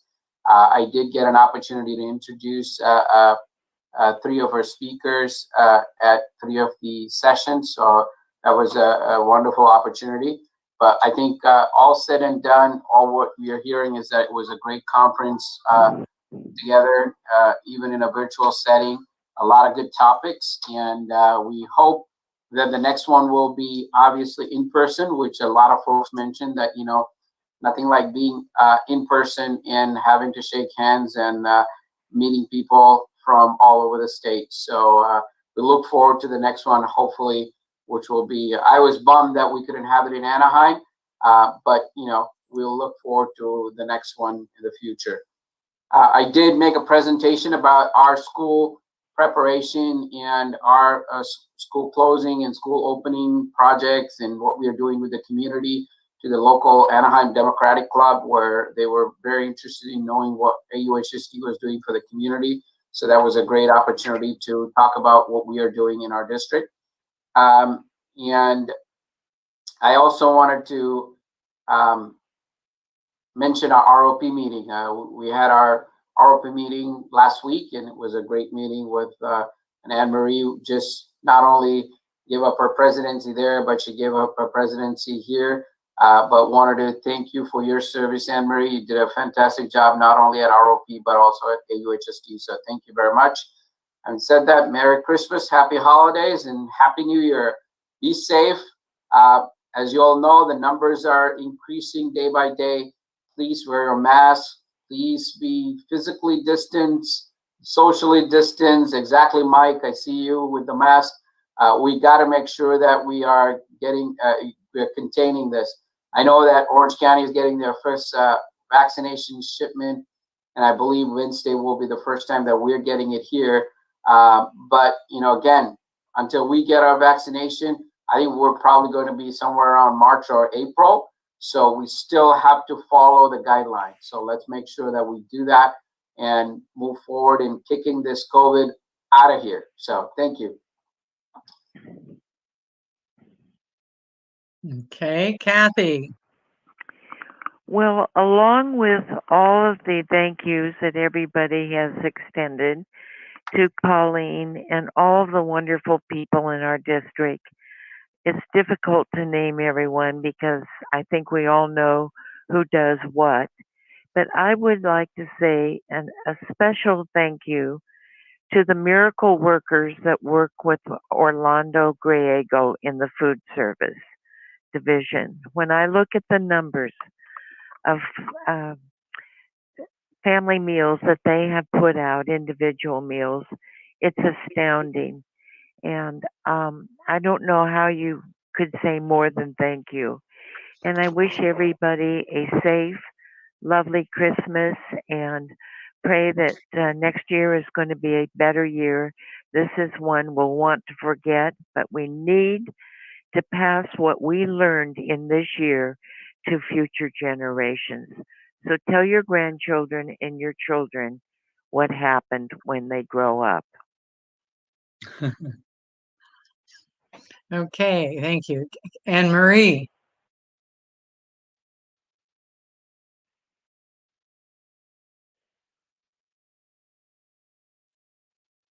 You're still muted, Anne Marie.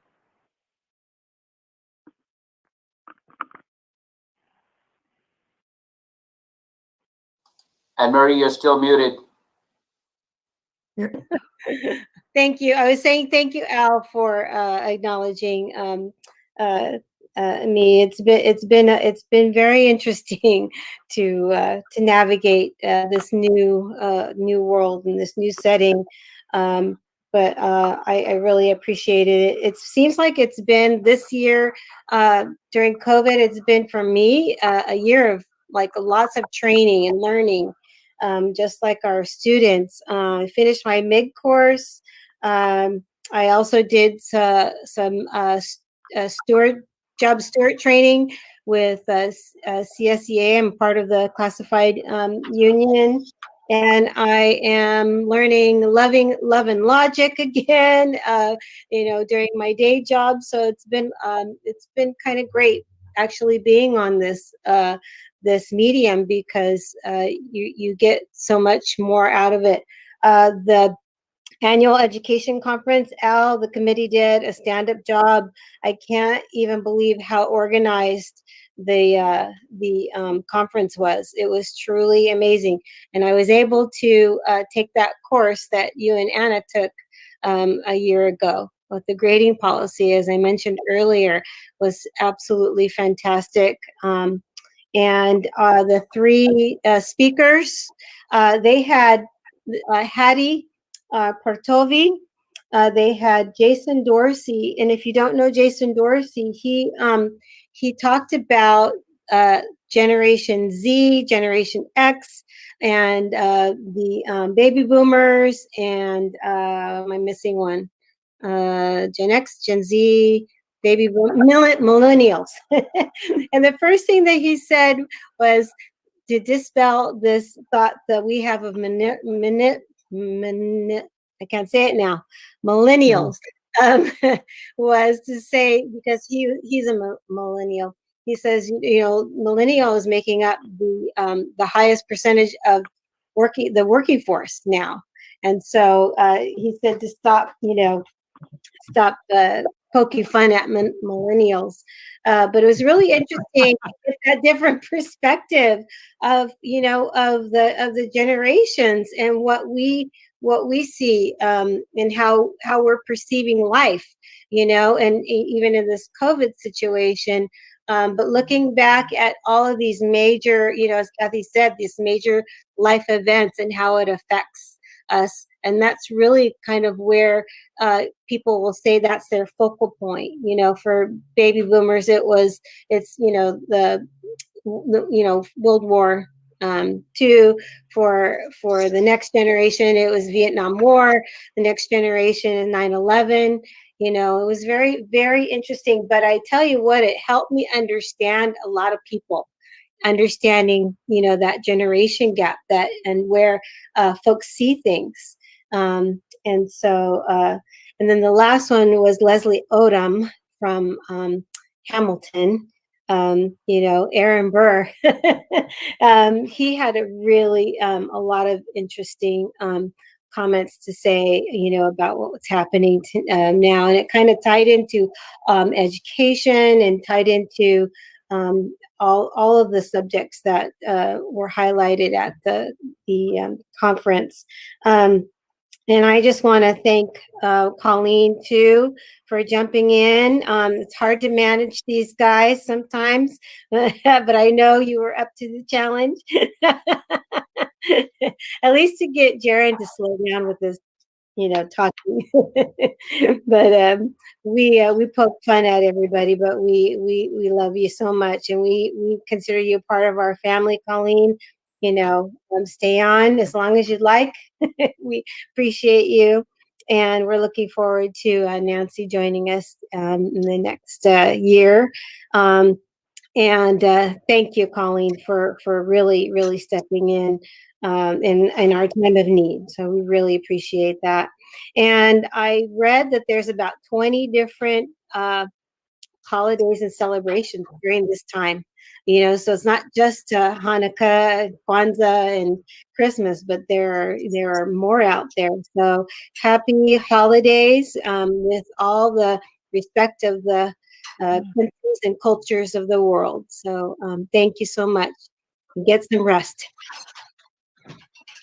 Okay, thank you, Anne Marie. And I want to thank every single person in our district for a year of work, from our custodians to our classified, to our clericals, to our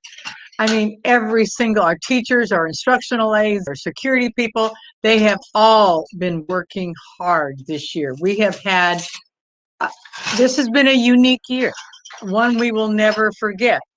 Not fondly remember, but we will remember.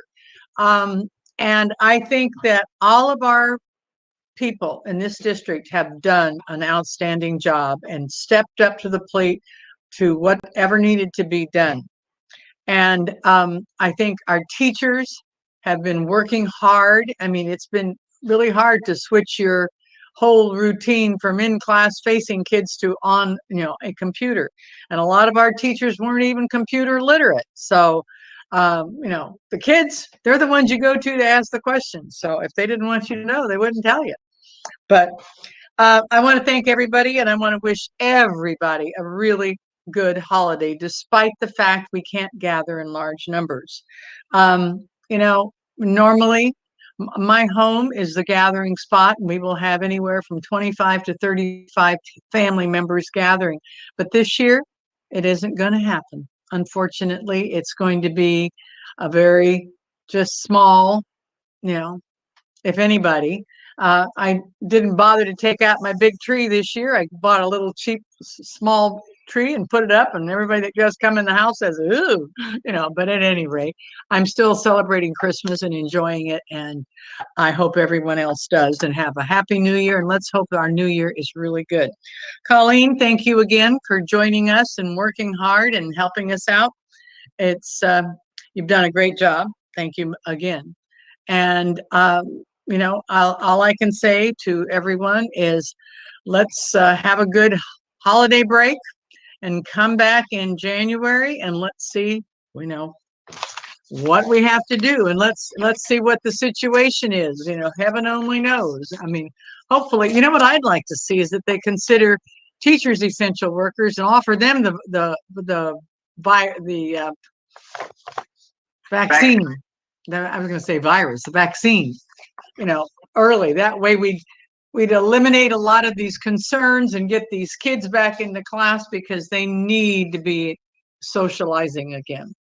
Okay, so item number 19, advanced planning. Right now we have 19.1, our future meeting dates.